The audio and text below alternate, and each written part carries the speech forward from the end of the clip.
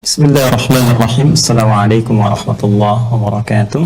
Saudara-saudariku, berjumpa kembali dalam tayangan Aqsa Al-Quran Sunnah Solution. Semoga kita semua senantiasa dirahmati oleh Allah Subhanahu wa Ta'ala.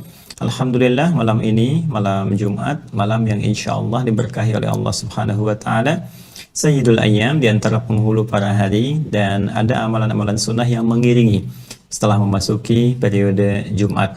Ada memperbanyak salawat kepada Rasulullah SAW, membaca surat Al-Kahf, sebagian riwayat juga ada surah Yasin, kemudian juga meningkatkan zikir kepada Allah Subhanahu wa Ta'ala. Dan tentunya jangan dilupakan bahwa ketika memasuki waktu-waktu mendekat kepada ibadah Jumat, ada banyak kemuliaan-kemuliaan baik yang mengikat para ikhwan, para lelaki muslim dengan kewajiban menunaikan salat Jumat, ataupun juga para akhwat, ya, para ibu, para ukhti, saudari-saudariku dimanapun Anda berada, yang bisa meningkatkan doa sampai dengan ke penghujung di waktu Jumatnya, ya, sore ba'da asar sampai menjelang ke maghrib. Ada doa-doa yang bahkan Nabi SAW menyentuhkan kepada kita dari ba'da Jumat, ya.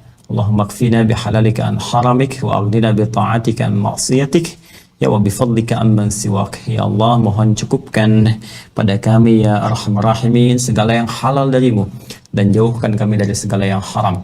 Ya Allah, mohon perkaya diri kami ya Allah dengan keutamaan darimu saja, segala keutamaan yang Engkau berikan kepada kami, dan tepikan segala hal yang tidak mengandung keutamaan kecuali darimu saja, ya. Dan berikan kami kekayaan untuk selalu senantiasa meningkatkan ketaatan kepadamu dan menjauhi segala yang Engkau larang. Itu diantara sekian doa yang diajarkan oleh Rasulullah SAW, khususnya dari mulai ba'da Jumat sampai dengan ke penghujungnya. Teman-teman sekalian, pada kesempatan malam hari ini, insya Allah kita akan membahas satu topik yang spesial, karena sudah memasuki satu bulan yang istimewa, diistimewakan oleh Nabi SAW, dan juga akan menjadi satu penanda, ya, bagaimana kesiapan kita menuju bulan yang lebih istimewa setelah itu. Kemudian akan menjadi parameter kesuksesan kita mendapatkan keistimewaan di bulan setelah bulan itu, dan bagaimana kemudian kita mendapatkan keistimewaan-keistimewaan spesifik juga yang Allah kemudian isyaratkan melalui lisan Rasulullah SAW di bulan ini, yaitu bulan Sya'ban, bulan dengan urutan ke-8 di tahun Hijriah, penanggalan Hijriah, yang terletak setelah bulan Rajab telah kita usai di bulan yang lalu. Kemudian saat ini Sya'ban, bulan ke-8, dan selanjutnya Ramadan. Jadi ini rangkaian bulan yang sangat istimewa, Rajab, yaitu termasuk rangkaian bulan Hurum, bulan yang sangat terhormat. Saking terhormatnya diminta kita oleh Allah Subhanahu wa Ta'ala menjaga diri dari perbuatan-perbuatan yang bisa meruntuhkan kehormatan kita, terutama kehormatan kita di hadapan Allah Subhanahu wa Ta'ala. Runtuhnya kehormatan seorang hamba di hadapan Allah ketika ia berbuat maksiat, baik terang-terangan ataupun sembunyi-sembunyi dalam pandangan manusia, namun bagi Allah semua nyata. Karena itu ketika ada seseorang berbuat maksiat, maka sesungguhnya dia tengah meruntuhkan kemuliaannya di hadapan Allah Subhanahu wa Ta'ala. Maka bulan-bulan Hurum melatih kita menyiapkan diri untuk senantiasa menjaga ketaatan dan menjaga kehormatan kita di hadapan Allah Subhanahu wa Ta'ala. Dan itu akan mengantarkan pada kesiapan mentalitas kita untuk meningkatkan ibadah di bulan-bulan selanjutnya. Karena itu dalam Islam, setiap waktu itu demikian berharga. Setiap waktu itu demikian bermanfaat dan integral dengan turunan-turunan waktu yang lainnya. Karena biasanya waktu A mengantarkan kepada B, demikian seterusnya. Ada yang sifatnya harian, ya. Makanya dalam sehari dibagi 5 bagian waktu bagi kita untuk memetakan aktivitas sekaligus mengiringi peta aktivitas itu dengan bermunajat kepada Allah, supaya semua kegiatan kita itu diberkahi dan dibimbing oleh Allah Subhanahu wa Ta'ala. Mulai dari fajar, subuh, gitu kan. Karena itu kita datang kepada Allah memohon lewat sholat, supaya semua aktivitas yang telah kita petakan itu diberkahi, diberikan taufik oleh Allah. Taufik itu bimbingan yang mengantarkan langsung pada tujuan yang benar. Karena itu ibadahnya disebut dengan subuh, gitu kan? Waktunya subuh, dari kata asbah turunannya, sesuatu yang sudah siap dengan rencana, dengan keadaan yang baik, sempurna. Jadi kalau orang Arab berkata, kaifa asbahtum, bagaimana keadaanmu hari ini, pagi ini, sudahkah siap dengan rencana-rencana kebaikan-kebaikan, ya.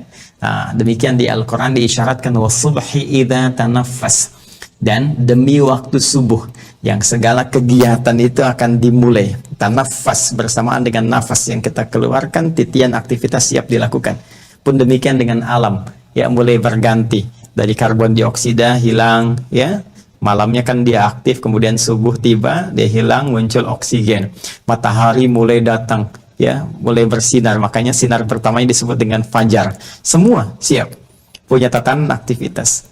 Maka kita mulai merencanakan setelah malamnya istighfar, mengevaluasi yang lalu. Fa idza faraghta fansab wa ila rabbika farghab. Jika tuntas yang ke belakang, maka siapkan yang akan datang. Maka kita menyiapkan setelah istighfar, evaluasi. Apa nih catatannya?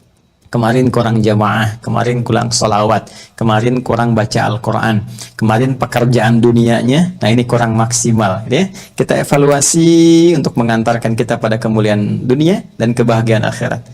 Setelah itu kita siapkan untuk esok hari, kalau Allah berkenan memberikan kehidupan kembali kepada kita, kesempatan terbaik untuk memperbaiki amalan kita. Setelah kita siapkan itu, maka esok harinya, subuh, kita datang kepada Allah. Ada panggilan kan? Dalam sholat itu, ya. Nah, maka muadzin memanggil Allahu Akbar, kita siap datang memohon kepada Allah. Makanya dalam sholat kita minta, ya. Makanya panggilan pertama menunaikan sholat itu dimintakan oleh Allah untuk menyertakan permohonan kita, ya. Bukankah kita diminta saat kita akan menunaikan sholat dengan kalimat wasta'inu bis-sabri was-shalah.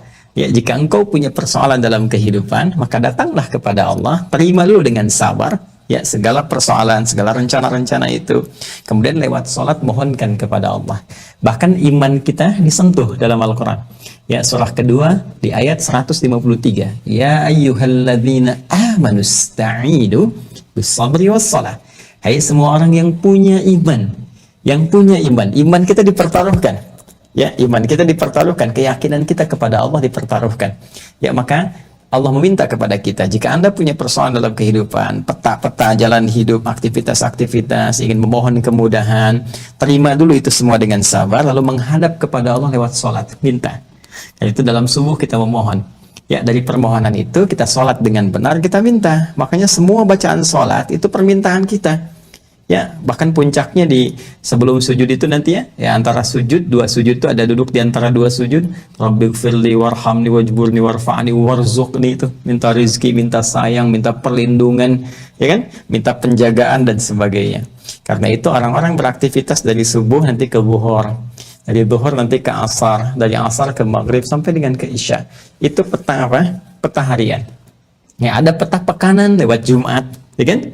Nanti ada peta bulanan lagi, ada peta tahunan, sampai kita bisa memetakan setiap waktu integral, mengantarkan satu kepada yang lainnya.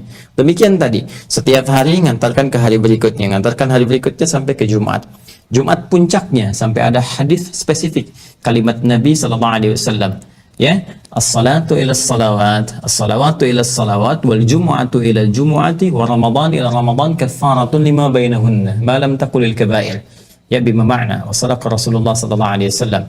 Ya, Nabi menyampaikan salat satu ke salat yang lainnya, di antara salat itu, kemudian Jumat ke Jumat, Ramadan ke Ramadan, itu bisa menggugurkan dosa-dosa kecil secara langsung yang kita kerjakan, sepanjang itu bukan dosa besar atau yang sengaja dosa dilakukan. Jadi kadang-kadang salah lihat, salah dengar, ya, ingin lihat kajian, tiba-tiba muncul iklan yang tak pantas dan sebagainya. Itu dengan menunaikan sholat tanpa kita berniat tadi, tak sengaja, itu gugur. Demikian ke Jumat, ya. Makanya rugi kalau orang tidak memaksimalkan diri untuk ibadah di hari Jumat itu khususnya, kemudian sampai Ramadan ke Ramadan per tahun. Yang saya ingin katakan adalah, di dalam Islam, konsep waktu itu semua mengandung nilai-nilai manfaat yang saling mengantarkan pada waktu berikutnya. Jadi yang lalu jadi pelajaran, mengantarkan ke masa kini, memetakan di masa depan. Pun demikian ketika titian waktu ini, kita petakan sampai ke tahap-tahap tahunan dalam konsep bulan-bulan yang mengantarkan satu dengan yang lainnya. Karena itu di penganggalan Hijriyah, itu bukan kata hampa makna. Dari yang bulan pertama Al-Muharram, ada kaitan dengan bulan kedua Safar, ada kaitan dengan bulan ketiga Rabiul Awal, ada kaitan dengan bulan keempat Rabiul Akhir, kaitan dengan bulan kelima Jumadal Ula, kaitan dengan bulan keenam Jumadal Akhirah, kaitan dengan bulan ketujuh Rajab. Rajab pun terkait dengan bulan ke-8 Sya'ban, Sya'ban terkait dengan bulan ke-9 Ramadan, dan 9 terkait dengan bulan 10 Syawal. Syawal nanti ada kaitan dengan yang ke-11 Dzulqa'dah, demikian ke-12 Dzulhijjah, dan 12 pun ke bulan Al-Muharram ada kaitan lagi. Lantas sekarang saat ini kita ada di bulan Sya'ban. Apa yang dimaksud dengan Sya'ban? Apa korelasi Sya'ban dengan bulan sebelumnya yaitu Rajab dan bulan setelahnya yaitu Ramadan? Sampai-sampai Nabi pernah menyebutkan dalam riwayat, inilah bulan Sya'ban. Ya, inilah bulan Sya'ban yang sering sekali tidak sedikit orang lupa. Banyak orang lupa tentang keutamaannya, sehingga mereka memaksimalkan bulan Rajab sebelumnya dan juga mengejar Ramadan setelahnya sampai lupa keutamaan di bulan Sya'ban. Ya, karena itulah kita akan mencoba mengkhususkan kajian di malam hari ini untuk menggali dan mengenal lebih dekat tentang Sya'ban. Baik, kalau sudah siap, insya Allah kita mulai dengan memohon taufik dari Allah Subhanahu wa Ta'ala. Semoga ilmu yang akan kita bahas diberikan keberkahan oleh Allah Subhanahu wa Ta'ala, dimudahkan dalam pembahasan, benar dalam menyampaikan, benar dalam memahami, dan mudah untuk diamalkan. Itu kunci yang paling utama. Baik, mari kita mulai teman-teman sekalian. Bismillahirrahmanirrahim. Terkait dengan keutamaan bulan Sya'ban, mengenal lebih dekat bulan Sya'ban. Bismillah. Pertama, kita akan coba tuliskan dulu ya nama bulannya supaya kita lebih mengetahui dengan baik dalam tulisan Arabnya ya. Seperti ini. Ya. Nanti saya akan coba share ya. Kenapa kita lebih menekankan penulisan pada tulisan Arab ya, untuk mengetahui maknanya lebih dalam, itu maksudnya. Jadi tidak ada aspek-aspek lain kecuali pendalaman terhadap makna. Di tulisan Latinnya kurang lebih ditulis seperti ini ya, Sya'ban. Baik, poin yang akan kita bahas adalah satu ya, makna atau arti kata Sya'ban. Apa yang dimaksud dengan Sya'ban itu baik secara etimologi ya, kebahasaan, juga terminologi. Terminologi ini nanti kita akan bagi secara istilah pada dua bagian. Ada yang terkait dengan kultur masyarakat Arab ya, pada masa itu sejak zaman jahiliyah nanti sampai dengan era terminologi dalam pandangan Islam ya, dalam pandangan Islam. Jadi aspeknya sudah masuk ke syariat di sini ya, syariat. Kemudian setelah itu yang kedua, kita akan lihat korelasi Sya'ban kan dengan Ramadan, khususnya dengan Ramadan ini, dan nanti kaitan dengan yang sebelumnya, karena di dalam Islam itu unik ya, segala sesuatu yang ditarik ke dalam konsep syariat itu selalu menghadirkan rumus yang disebut dengan 2L plus S ya. Nah, S-nya itu siyak yang sedang dibahas, L-nya itu yang pertama lihaq ya. Nah, ini maaf, ini sibak ya, siyak dan sibak. Jadi 1L 2S ya. Saya ralat ya. 1L 2S. Jadi ini lihaq, ini siyak ya. Ini sibak. Nah, demikian.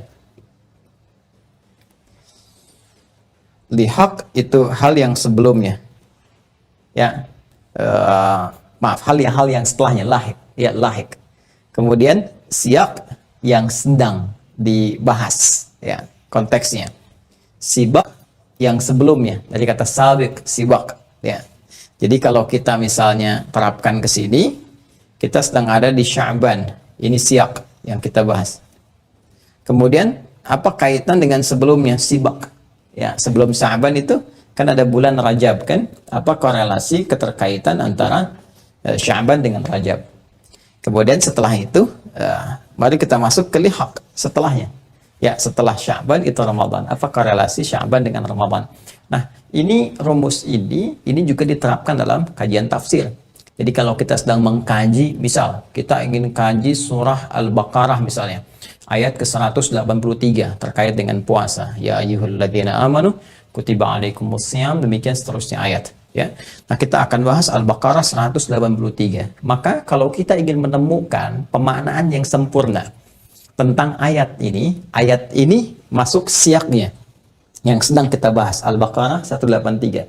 Maka kalau kita ingin temukan pemaknaan yang sempurna Al-Baqarah 183, maka lihat korelasi dengan ayat-ayat sebelumnya. Ya, ayat 182, 181 sampai dengan ke Al-Fatihah, sampai ayat pertamanya. Apa korelasi Al-Baqarah 183 dengan ayat-ayat sebelumnya? Kemudian dengan ayat setelahnya, sampai ke surat An-Nas, ayat 184, 185, 186, sampai Ali Imran, An-Nisa, sampai ke An-Nas. Nah, ini pemaknaan seperti ini akan menghadirkan makna yang sempurna untuk memahami, sekaligus nanti memudahkan kita untuk mencerna apa yang diinginkan di balik ayat itu. Informasinya menunjuk apa? Apakah perintah, ataukah larangan, atau informatif, atau pesan, atau hikmah, dan seterusnya. Dan tentunya akan dikuatkan oleh keterangan-keterangan yang disampaikan Rasulullah SAW dalam untayan-untayan hadis dan sunnahnya. Nah, ini akan coba kita uraikan. Dari sini mudah-mudahan kita akan dapatkan gambaran satu kurikulum. Nanti kesimpulannya, ya, satu kurikulum yang disiapkan menuju bulan Ramadan.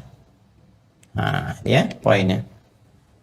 Jadi dari sini nanti ada satu kurikulum yang disiapkan menuju ke bulan Ramadan. Nanti kurikulum ini yang akan saya berikan pemaknaan dan akan dikenal melalui satu istilah yang jamak dipahami oleh masyarakat kita.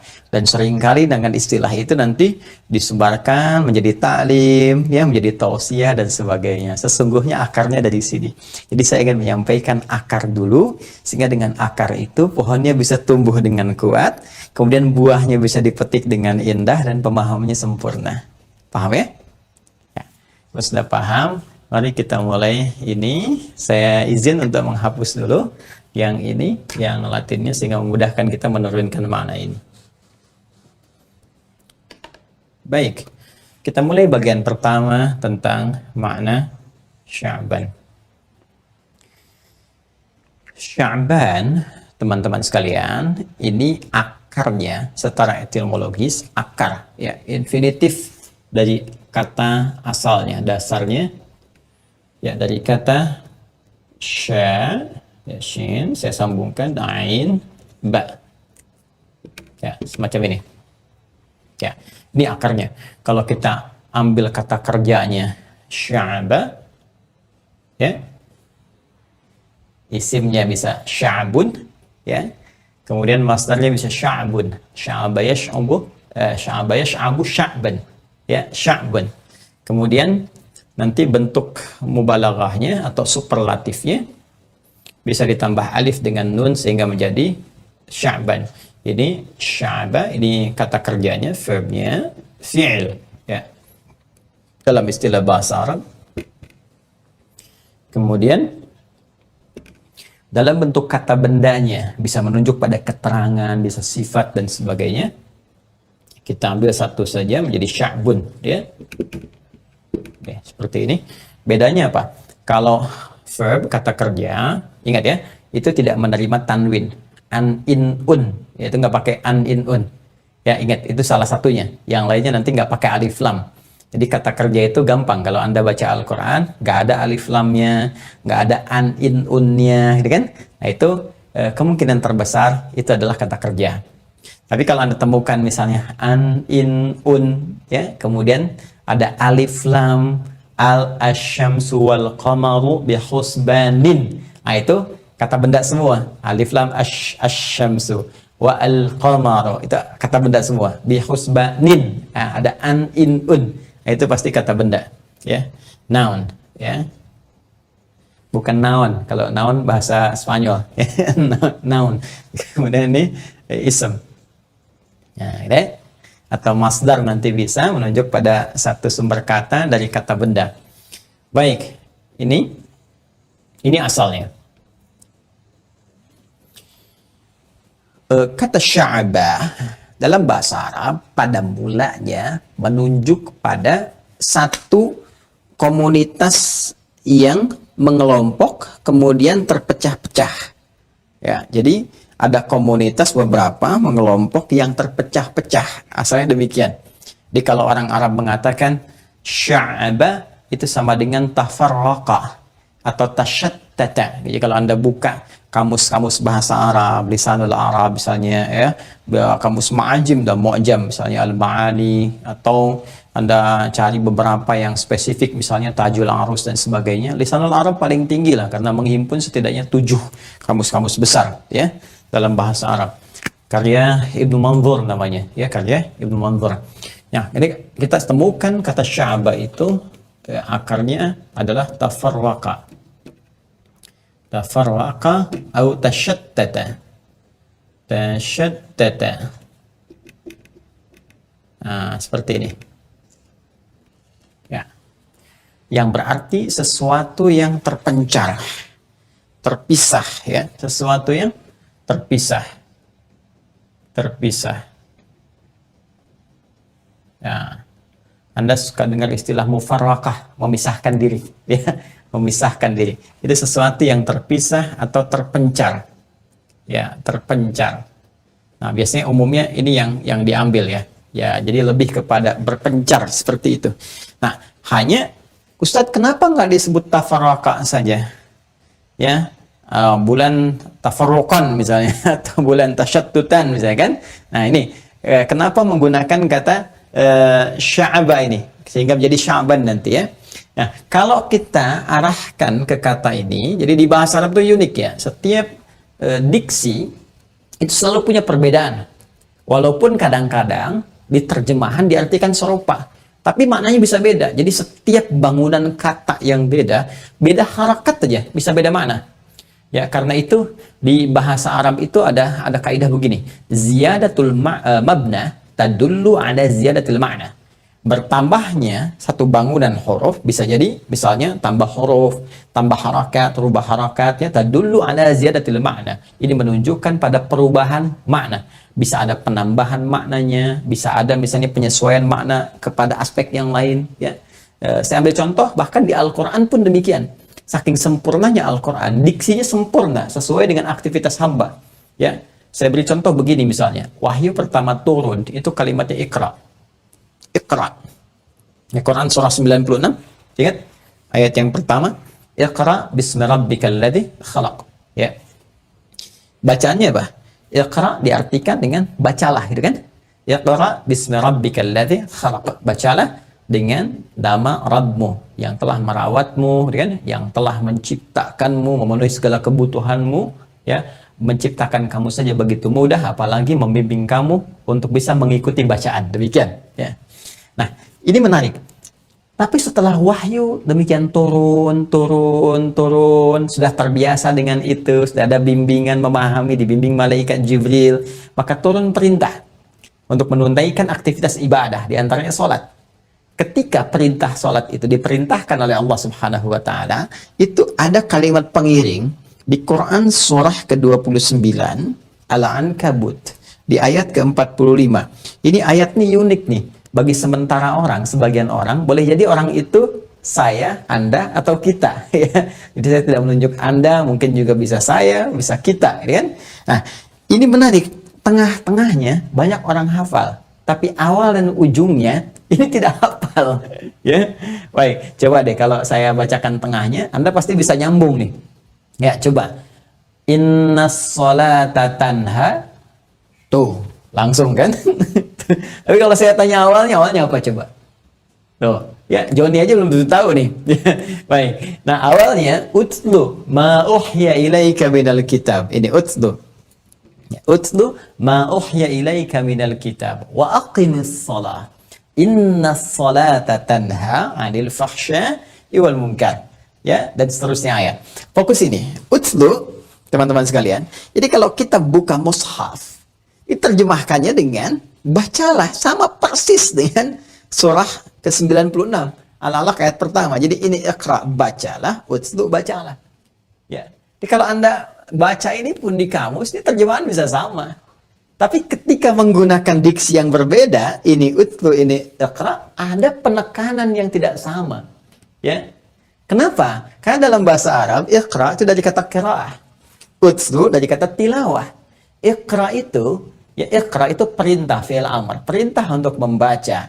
Asalnya dari qiraah. Qiraah itu artinya membaca sesuatu yang nampak, tulisan misalnya yang tertulis dibaca, atau menghadirkan ingatan yang diingat, tapi tidak menuntut pemahaman kepada kita untuk memahami apa yang dibaca itu. Jadi nggak ada tuntutan pemahamannya. Yang penting diminta baca. Saya katakan pada Anda, iqra, ya akhi iqra, ya baca ini, ya makna Sya'ban. Sudah, saya tidak menuntut Anda paham. Jelas ya? Beda dengan ini, tilawah. Utlu dari kata tilawah. Tilawah itu punya 3 arti turunan. Satu, baca seperti iqra, ya? Yang kedua, pahami apa yang dibaca. Yang ketiga, amalkan apa yang telah dipahami itu. Jadi, al-qira'ah, kemudian al-fahmu bima quri'a, wal amalu bima fuhima. Baca, pahami apa yang dibaca, amalkan apa yang telah dibaca itu. Perhatikan, ini indahnya. Kenapa wahyu pertama turun menggunakan iqra bukan utlu? Karena Nabi itu jangankan paham, baca aja tidak bisa.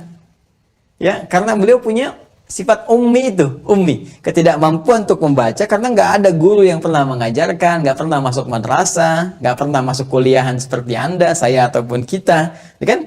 Dan itu sifat ummi itu sifat yang menguatkan beliau sebagai rasul, sebagai mukjizat, supaya nanti tidak ada yang menuduh di kemudian hari pantas. Ya, Muhammad SAW itu sudah pandai baca, pernah sekolah, gurunya ada ini, nanti akan dikarang, akan dituduh oleh orang-orang itu Quran itu karangan Muhammad SAW. Quran itu bukan Nabi Muhammad. Tapi Allah jadikan sebagai penguat sifat ummi itu untuk menunjukkan beliau sebagai Rasul yang hak dari Allah Subhanahu Wa Taala. Karena itu dibimbingkan oleh Allah melalui malaikat. Jadi kalau kalimat pertama untuk menguatkan sifat ummi Nabi, yang jangankan paham, baca aja belum punya kemampuan. Sampai kemudian diperintahkan oleh Allah, kata Allah, hei, baca jangan karena engkau nggak pernah sekolah. Baca jangan karena engkau nggak pernah belajar pada seorang guru. Baca karena Allah yang menciptakan kamu aja begitu mudah. Iqra bismi rabbikal ladzi khalaq. Yang menciptakan kau aja begitu mudah, memberikan segenap apa yang kau butuhkan, menjagamu dalam kehidupan. Jika semua itu mudah bagi Allah, apalagi membimbing engkau untuk bisa mengikuti bacaan yang Jibril bimbingkan kepadamu. Itu pesan kepada kita. Jadi kalau kita kerjakan semua karena Allah Subhanahu Wa Taala, maka Allah akan mudahkan apa yang tengah kita lakukan sepanjang semua lillah. Ingat, karena perintah yang disampaikan kepada Nabi sepanjang bukan khusus, itu berarti mencakup isyarat kepada umatnya. Jadi Allah ingin mengajarkan dari sejak awal wahyu, langkah beraktivitas, semua niatkan lillah. Termasuk Anda, apakah belajar malam ini diniatkan karena Allah? Apakah merawat keluarga diniatkan karena Allah? Apakah mencintai pasangan diniatkan karena Allah? Apakah mencari pekerjaan diniatkan karena Allah sebagai ibadah? Atau hanya turunan kegiatan dunia saja yang tidak membedakan antara Anda yang punya iman dengan yang belum punya iman? Harus ada nilai di hadapan Allah Subhanahu Wa Taala. Nah, ini iqra. Perintah sholat itu dimulai dengan kata tilawah. Seakan memberi kesan kepada kita, hei, sebelum sholat, Allah tidak inginkan Anda asal sholat saja. Baca dulu bacaan-bacaan sholat yang diajarkan, dipandukan oleh Rasulullah SAW. Pahami dengan baik, ya. Setelah Anda baca, pelajari, pahami, maka Anda akan bisa menikmati sholat Anda. Paham ketika bertakbir, paham yang dibacakan apa. Ketika ruku mengerti yang dibaca. Ketika sujud paham yang dibaca. Sehingga tidak ada celah bagi setan untuk menggoda Anda. Karena ketika lisan berkata Allahu Akbar, pikiran menerjemahkan Allah Maha Besar. Fokus kepada itu. Dan hati meresapi, ya Allah, aku mengatakan berikrar Engkau yang paling besar. Tapi kenapa aku merasa besar dibanding orang lain? Sombong dalam kehidupan. Angkuh, ya Allah, dalam aktivitas. Aku bertobat kepadamu. Karena itu Anda membaca dalam iftitah itu diantaranya Allahumma ba'id baini baini wa baina khataaya kama ba'adta bainal masyriqi wal maghrib. Kalau selama ini ya Allah aku memang banyak salah, aku mengakui, tapi mohon ya Allah ampunan yang begitu luas. Jauhkan aku dengan kesalahan yang telah aku perbuat seperti Engkau jauhkan antara timur dengan barat yang tidak pernah bertemu. Aku tidak ingin menemui kesalahanku saat kembali kepadamu ya Allah. Saat setiap kecil pun salah ditampakkan di hadapanmu. Wa may ya'mal mithqala dzarratin syarran yarah. Itu maknanya. Nah, sekarang kembali ke sini. Mohon izin ya kalau saya sedikit perdalam, ya perluas wawasannya supaya ada gambaran dalam benak kita. Nah, Sya'ban, tafarraqa, tashattata. Kenapa menggunakan kata ini? Kalau kalimatnya menggunakan turunan dari kata ini sya'ba, artinya yang berpencar itu, yang terpisah satu dengan yang lainnya, itu bukan orang per orang, tapi sifatnya mengelompok. Ya, sifatnya apa? Mengelompok. Ya, jadi sudah sifatnya komunal, sudah ada komunitas. Ya, baik skala kecil, bisa juga skala besar. Karena itu satu bangsa dalam bahasa Arab disebut dengan sya'b. Ya, sya'bul Indonesi, ya, bangsa Indonesia. Kalau daulah itu negara. Jadi sya'b itu bangsa, negara dan bangsa. Saya mencintai negara Indonesia. Ya, saya mencintai bangsa saya, kami adalah bangsa Indonesia. Ini kalau sudah satu masyarakat berkumpul, punya kedaulatan, punya bahasa satu, kan, punya nilai persatuan yang sama, itu sya'b namanya, sya'bun. Jadi ada skala kecil komunitas dan skala besar. Jadi kalau yang dimaksudkan ini sya'ba berarti tafarraqa atau tasyattata, ya, atau tasya'aba. Kalau ingin ditegaskan lagi bisa tasya'aba, ya tasya'ab, ya. Jadi artinya satu kelompok-kelompok yang berpencar, kelompok-kelompok yang saling terpisah, berpencar. Ini, kalau kelompok-kelompok itu kita ingin terangkan dalam bentuk keterangan. Kalau sudah keterangan pasti kata benda, noun sifatnya, ya kan? Dan yang berpencar itu banyak, bukan satu, dua, atau tiga, ya. Jadi ada kelompok A, kelompok B, kelompok C, kelompok D, terus berpencar ini. Satu demikian yang lain dengan tugas tertentu. Ya, dengan tugas tertentu, dengan visi dan visi atau misi tertentu, ya, dengan misi tertentu. Jadi berpencar nih, banyak, maka jadikan bentuk superlatif. Dalam bahasa Arab disebut dengan sirah mubalaghah. Sirah mubalaghah, ya. Baik, atau sirah mubalaghah. Sirah mubalaghah itu adalah makna yang menunjuk superlatif. Banyak, sangat besar. Di antara rumusnya tambahkan alif dan nun nih di akhir katanya, ya, akhir kalimatnya. Misal ini misalnya sya'bun, ya kan, sya'bun, seperti ini, maka tambahkan alif dan nun di ujungnya, alif tambah nun, ya, tambah alif tambah nun. Rumus cepat mengajarkan kalau ada alif ini, maka huruf sebelumnya itu akan selalu dibaca dengan A panjang. Karena alif itu memanjangkan bacaan sebelumnya dengan harakat fathah. Ya, maka harakat apapun di sini, mau dhammah, mau kasrah, ganti dengan alif. Seperti ini. Ini kan tadinya asalnya sya'b, ya. Sya'bun misalnya, ya. Ini sya'b ininya tetap, ini yang huruf selanjutnya yang ini diganti dengan alif, tambahkan karena ada, ganti dengan fathah karena ada alif, ya. Kemudian akhirnya matikan saja karena orang Arab itu berkata memulai dengan harakat kemudian berakhir dengan sukun. Paling gampang disukunkan ujungnya, ya. Jadi kalaupun Anda ada akhirannya un, in, an, tetap dibaca, kalau dimatikan, diwakafkan, itu bacanya sukun. Termasuk dalam bacaan Al-Qur'an. Karena itu kalaupun di akhir ayat ada harakat dan kita berhenti, pasti harakat akhirnya nggak dibaca, disukunkan. Ya, Bismillahirrahmanirrahim. Kan? Gak ada orang baca begini. Bismillahirrahmanirrahim. Gak ada kan? Alhamdulillahirrabbilalamin. Gak ada kan? Pasti sukun kan ujungnya? Baik. Nah ini pun demikian. Jadi tambah alif dan nun. Ini harakatnya fathah. Kemudian ininya mati. Ya. Maka menjadi seperti ini. Sya'ban. Nah. Sya'ban mengandung arti banyaknya komunitas dari masyarakat, kelompok-kelompok masyarakat yang berpencar-pencar satu dengan yang lainnya. Pertanyaannya, kenapa orang-orang Arab pada saat itu berpencar-pencar di bulan ke-8 ini, bulan Sya'ban ini, apa yang sedang mereka cari dan apa yang mereka lakukan serta apa kaitannya dengan Ramadan. Kita akan uraikan itu setelah menunaikan sholat Isya berjamaah. Sudah tiba waktu Indonesia bagian Bekasi, WIB, waktu Indonesia bagian Bekasi, tepatnya di bagian barat Indonesia, waktu menunaikan sholat Isya. Mohon izin sejenak, kami mendengarkan adzan, menjawab, menunaikan sholat, dan setelah itu kita lanjutkan kembali dalam bahasan Aqsa kita pada malam hari ini. Bersabar, dan bagi Anda di wilayah manapun yang akan masuki waktu sholat sesuai dengan wilayah masing-masing, segera siapkan diri baik-baik, tunaikan sholat, mohon doa, semoga Allah mengampuni saya dan kita semua. Assalamualaikum warahmatullahi wabarakatuh. Bismillahirrahmanirrahim. Assalamualaikum warahmatullahi wabarakatuh.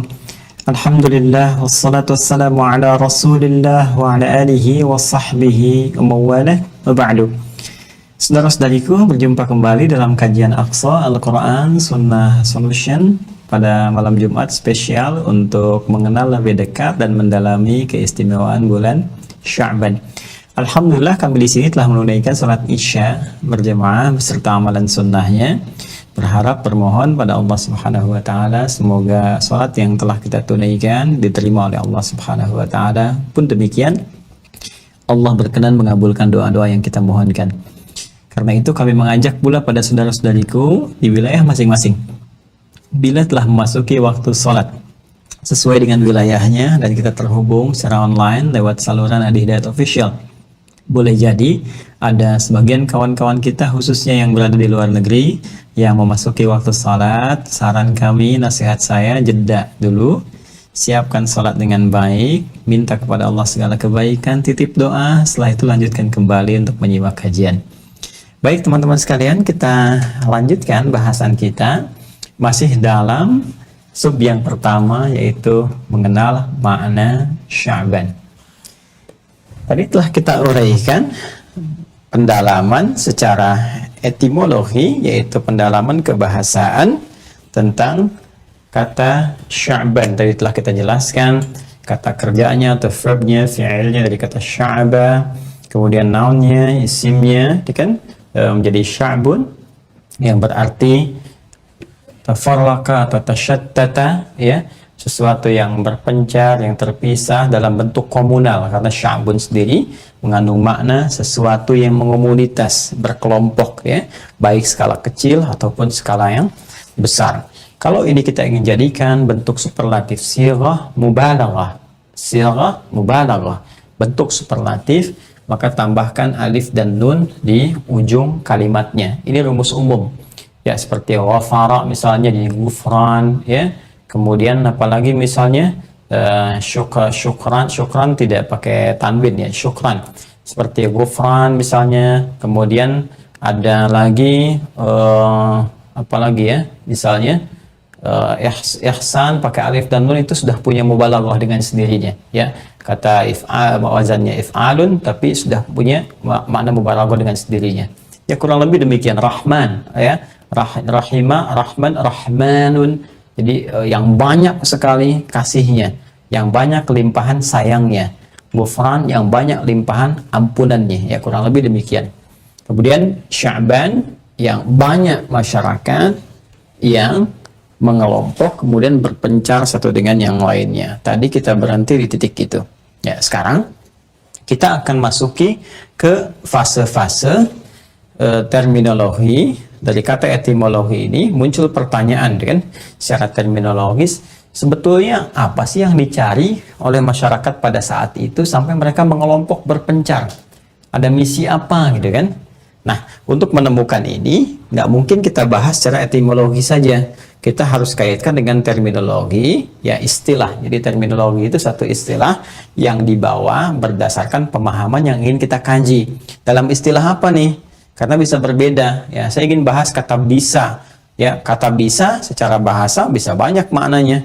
Ya, bisa berarti dapat, mampu, bisa berarti juga racun dan sebagainya. Nah, sekarang dalam terminologi apa kita bawa? Kalau dalam terminologi misalnya dunia binatang, ya kita ingin kaitkan dengan bisanya ular, ya kan, maka itu sudah pasti mengandung makna apa? Racun, ya kan. Tapi kalau kita kaitkan dalam konteks kemampuan, ya misalnya dalam dunia kemanusiaan bisa melompat, bisa makan, bisa berlari, bisa bekerja, itu mengandung makna mampu atau dapat. Pun demikian ini, ya kalau kita ingin bahas ini pengelompokan yang berpencar untuk membawa atau menuju misi tertentu dalam konteks apa? Nah, ini secara terminologi kita datangi dulu kultur Arab pada saat itu, bahkan pra-Islam, ya sebelum masa Islam. Teman-teman sekalian, ada kebiasaan di kultur Arab pada masa itu jahiliyah. Jadi kalau saya sebutkan jahiliyah, itu masa sebelum Islam, pra-Islam, sebelum diangkatnya Rasulullah SAW sebagai Nabi dan Rasul. Baik, teman-teman sekalian, orang-orang jahiliyah pada masa itu, orang-orang Arab ya, mereka sudah punya kultur untuk menamai segala peristiwa yang terkait pada masa itu dilekatkan pada penanggalan waktu mereka. Ya, kalau kita ingin kaitkan misalnya tahun ya, kita ingin mengetahui ada sesuatu yang terjadi di tahun itu dan diberikan nama. Ya, misalnya Nabi SAW saat dilahirkan, itu tahunnya disebut tahun gajah. Nggak seperti kita misalnya tahun 2021 sekarang, sebenarnya tahun 2020. Ya, kapan Indonesia merdeka? 1945, deh kan? Ada hal-hal demikian, ada tahun-tahunnya spesifik menyebut angka. Orang jahiliyah tidak, atau skema Arab pada saat itu kulturnya tidak demikian. Jadi apa yang terjadi pada masa itu? Peristiwa besar yang mudah untuk diingat, deh kan?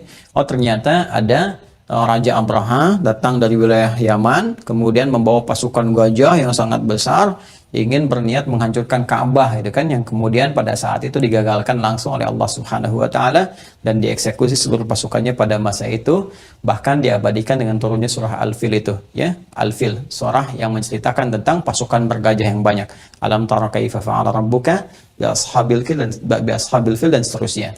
Nah, yang paling menarik teman-teman sekalian, maka peristiwa itu sejak lahirnya Nabi SAW, ya tahun kelahiran Nabi dikenal dengan peristiwa yang maraknya itu, yang tadi populer. Maka karena banyak gajah dikenal dengan tahun apa? Tahun gajah. Itu skala tahun. Skala bulan juga begitu. Ya, di mana mereka ingin menamai bulan, apa yang pada saat itu terjadi gitu. Keadaannya bagaimana? Bisa terkait dengan peristiwa, bisa dengan alam, bisa dengan iklim dan sebagainya. Saya beri contoh misalnya ya, bulan kedua itu disebut dengan Safar. Ya, bulan kedua disebut apa? Safar. Ya, itu dari sejak bulan pertama Al-Muharram ada artinya. Ya, nanti kita bahas tersendiri ya, karena itu sering saya kaji ketika masuk bulan Al-Muharram, maka nanti bisa direferensikan kembali. Sekarang saya berikan wawasan lagi dengan izin Allah, yaitu Safar. Safar itu kan seakar ya, dengan kata sifar.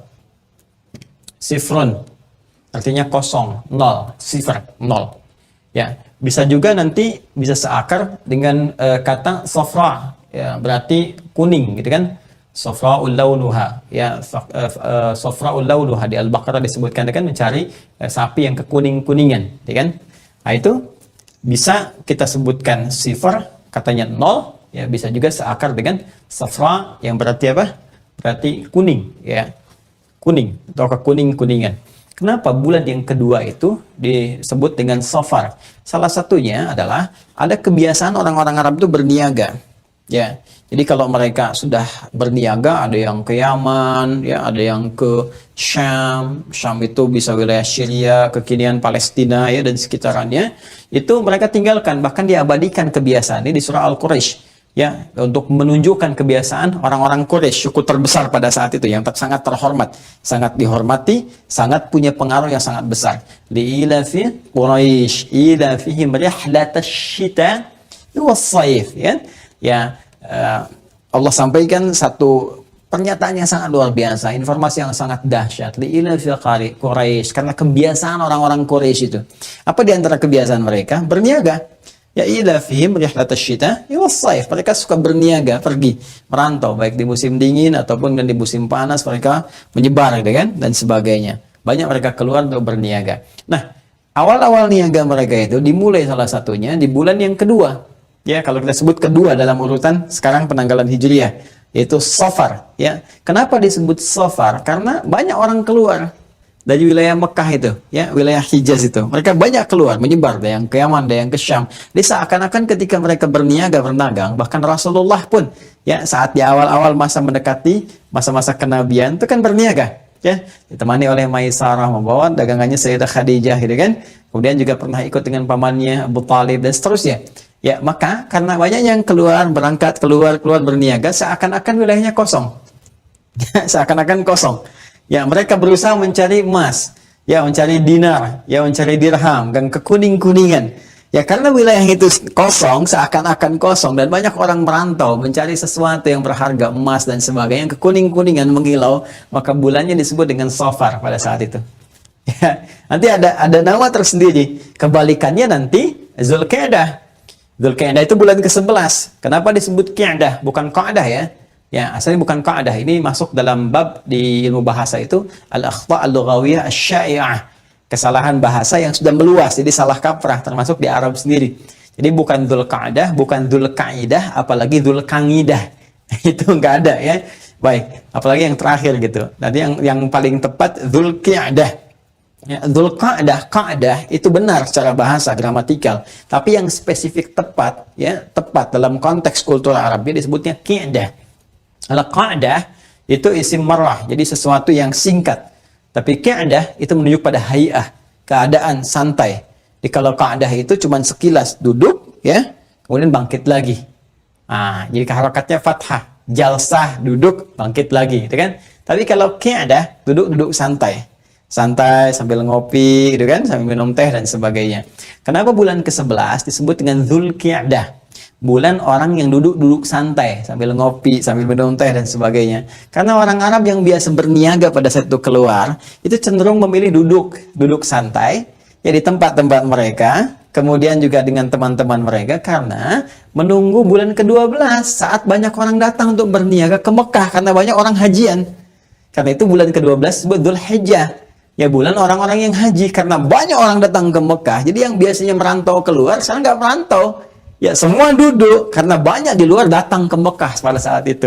Karena itu nanti turun ayat 198 di surah Al-Baqarah, ya, bahwa tidak sedikit orang yang datang ke Mekah itu bukan hanya untuk berhaji tapi untuk berniaga sampai dengan sekarang. Laisa 'alaikum junahun an tabtaghu fadlan min rabbikum. Ya, tidak ada dosa, enggak dosa kalian kalau memang niat ke Mekah itu untuk berjualan bukan untuk haji. Dosa sih enggak, gitu kan. Enggak ada dosanya, boleh-boleh saja, gitu kan. Asal jangan berniaga dengan cara yang salah. Tapi berhaji itu lebih istimewa karena datangnya setahun sekali, gitu kan. Nah, jadi pada saat itu disebut dengan Dzulqi'dah karena mereka duduk santai menunggu orang datang. Persis sama, ini juga demikian. Nah, kaitan dengan Sya'ban apa? Sya'ban itu bulan ke-8, teman-teman sekalian, itu akan memasuki bulan ke-9. Itu sudah pasti, ya kan? 8 masuk ke 9. Kenapa saya mulai dengan 9 dulu untuk mengaitkan dengan konteks Sya'ban ini? 9, teman-teman, disebut dengan Ramadan pada saat itu. Ramadan itu kembali, ya, ada alif dan nunnya tuh, Ramadan. Ini pernah saya bahas pada kajian Aku Suka, ya. Aku Suka, ya kan? Ayo kultum sebelum berbuka pada Ramadan. Nanti insya Allah akan muncul lagi di tahun ini dengan izin Allah Subhanahu wa Ta'ala, ya. Jadi Ramadan nih, dari kata Ramadan, ada yang menyebutkan Ramda, sesuatu yang panas membakar, terik membakar. Ya, jadi kalau ditambahkan alif dengan nun, kembali ke rumus tadi, sighah mubalaghah superlatif, alif dan nun menunjukkan makna sangat, ya, sangat. Jadi cuaca yang ekstrim, yang sangat membakar, yang keadaannya begitu terik, gitu kan, panas. Nah, jadi di waktu itu, ya, di waktu itu, walaupun nanti berganti ke waktu berikutnya, ya bisa jadi musim dingin, tapi karena peristiwa awal penamaan pertamanya sangat panas terasa, maka mereka menyebut dengan nama Ramadan. Panas, terik, membakar, gitu kan? Nah, kalau sudah panas, sudah terik, itu orang-orang malas untuk keluar. Ya, jangankan dulu lah, kini saja saya alhamdulillah Allah pernah izinkan tinggal di wilayah Arab, gitu kan. Musim-musim panas, so, teman-teman lah di wilayah-wilayah misalnya Amerika atau di Eropa, musim panasnya seperti apa? Ya, saya pernah mendapati saat di Tripoli itu musim panas yang cukup luar biasa. Sampai kalau angin datang itu, ya kita seperti ditampar gitu kalau di musim panas. Ya, itu panasnya luar biasa dan uapnya kan sedikit. Kalau di kita itu, ya misalnya mohon izin, ya mohon maaf sebenarnya kalau kita kepanasan kan keluarnya keringat, gerah. Kalau taruh kerupuk misalnya kan mengerut, gitu ya. Tapi kalau di Arab tidak. Karena kering, uapnya sedikit, maka membakar sifatnya. Jadi kalau sudah panas itu panas, ya bisa hitam, hidung, lestrang, itu kan ya, dan seterusnya itu luar biasa. Makanya ada karunia Allah juga untuk menyesuaikan dengan iklim. Itu ada salah satu wilayah di daerah Sudan itu, ya guru saya pernah cerita, itu ada yang pigmen kulitnya itu sampai 4 ya, ada yang putih, ada yang coklat, ada yang hitam, ada yang ungu. Ada yang ungu. Dan diantara karunianya bukan untuk menunjuk rasial, bukan. Tapi karunia Allah untuk menyesuaikan dengan lingkungan tempat dia tinggal. Yang putih mungkin biasalah ya, sekitar 20 kan, sampai 25. Yang coklat di 26 sampai 30 kan. Yang hitam itu rata-rata ya ada sampai ya 38 40 gitu, 40. Tapi yang sampai ungu itu teman-teman sekalian, itu rata-rata di 45. Kan panas biasanya kalau udah tinggi panasnya bisa 50, bisa 55, dan sebagian kawan kita itu kalau mau tidur disiram air dulu kasurnya supaya terasa gitu ya, nyaman saat tidurnya. Nah, tapi apa manfaatnya bagi orang sekitaran? Ya Masya Allah, ya kan, bagi orang yang coklat ke hitam sangat tidak bisa menyesuaikan. Tapi di lingkungan orang yang hitam misalnya, ya panasnya yang cukup terik, jangan dilihat kulitnya, tapi bagaimana dia bisa menyesuaikan dengan lingkungan. Dia bisa beraktivitas normal-normal saja, nyaman, siang-siang panas biasa saja gitu kan.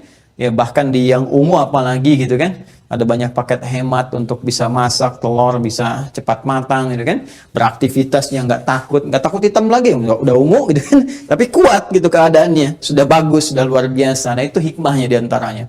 Nah ini, tapi poinnya adalah dengan sesuatu yang panas, terik dan sebagainya, pada umumnya orang-orang Arab itu ya merasa kesulitan untuk beraktivitas, sulit gitu kan. Nah, yang paling berbahaya itu sumber air.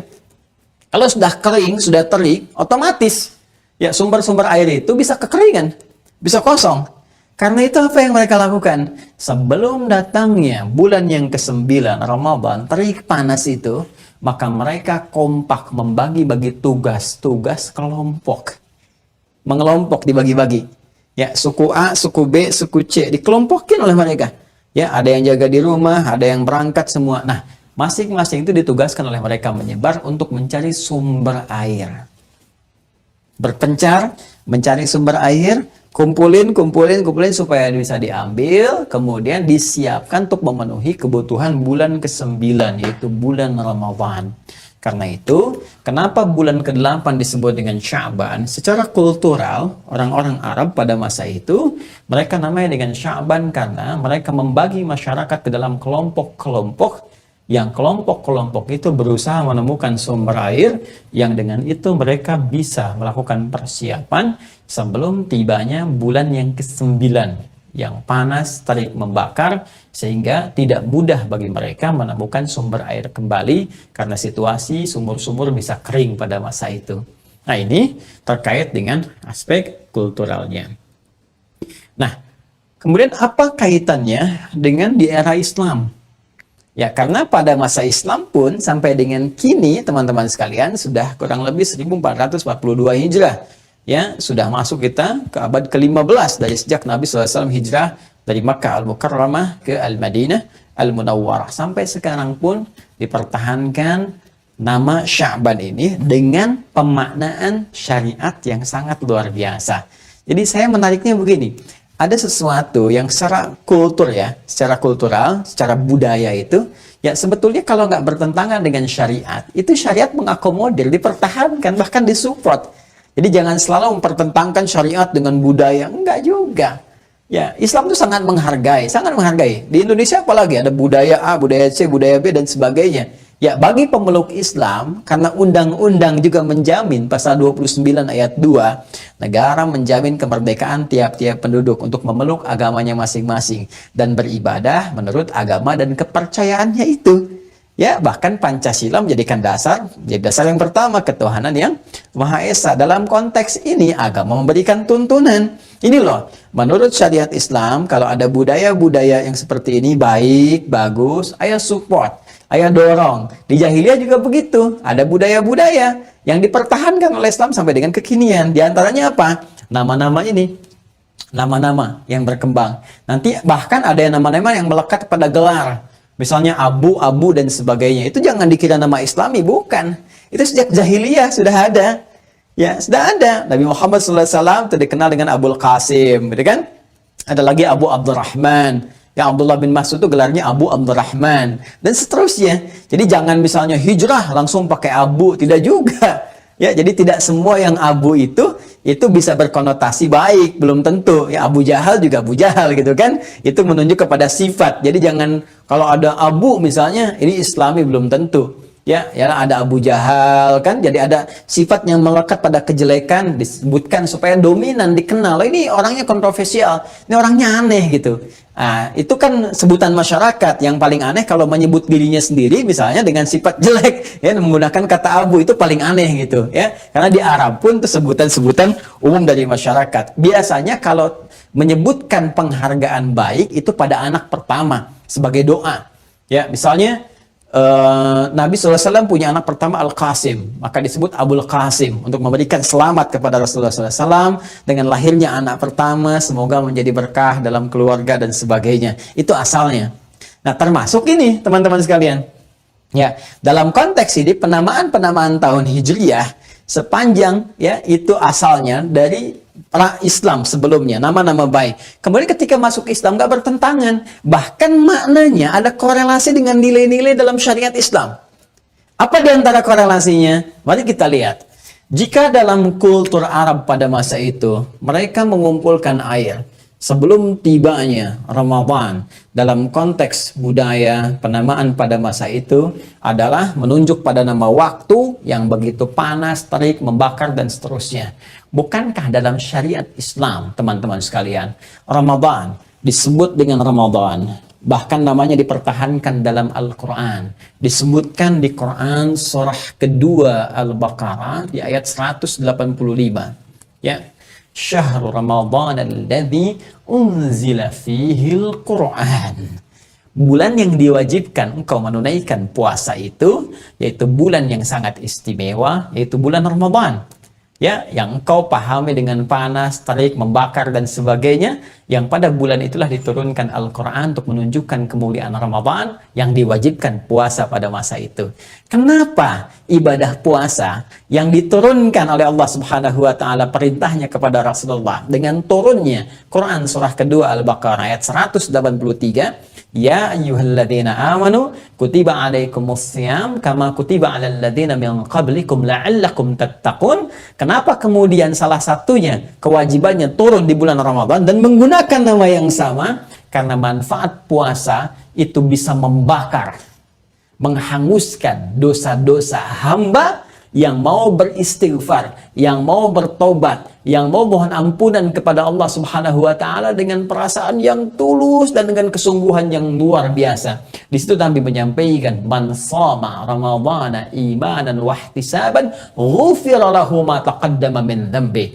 Siapa, tanpa kecuali, siapapun, ya, besar, kecil, tua, muda, ya, laki-laki, perempuan, muslim, beriman, kalau dia menunaikan puasa Ramadannya dengan penuh kesungguhan, ketulusan, ikhlas, dan bermuhasabah, berintrospeksi, memohon ampunan kepada Allah Subhanahu wa taala, maka hal pertama yang Allah anugerahkan kepadanya adalah membakar semua dosa-dosanya, menghanguskan, menggugurkan seluruh dosa-dosanya. Ghufira lahu ma taqaddama min dzambi. Allah ampuni seluruh dosa-dosa yang pernah ia kerjakan pada masa-masa yang lalu dengan taubat yang benar. Allah hanguskan, bakar dosanya seperti matahari menghanguskan benda-benda sekitarnya dengan terik panas yang luar biasa. Ya, dipertahankan nama Ramadan itu mengandung makna yang tadi yang sangat luar biasa.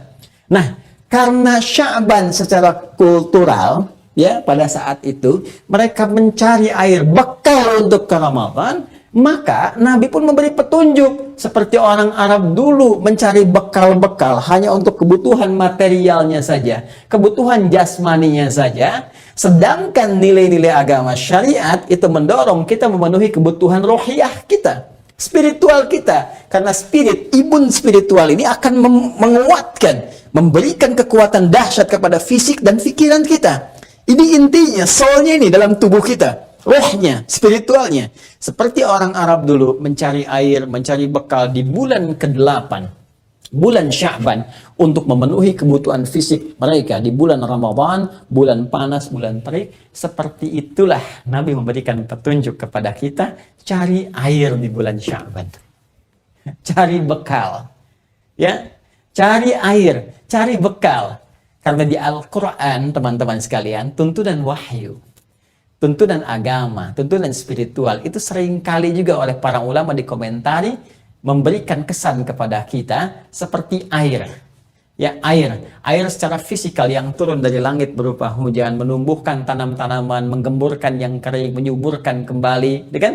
Menumbuhkan tanaman, melahirkan buah-buahan, banyak manfaatnya. Seperti itu pula curahan wahyu dari langit yang disampaikan pada Rasulullah, ya kan?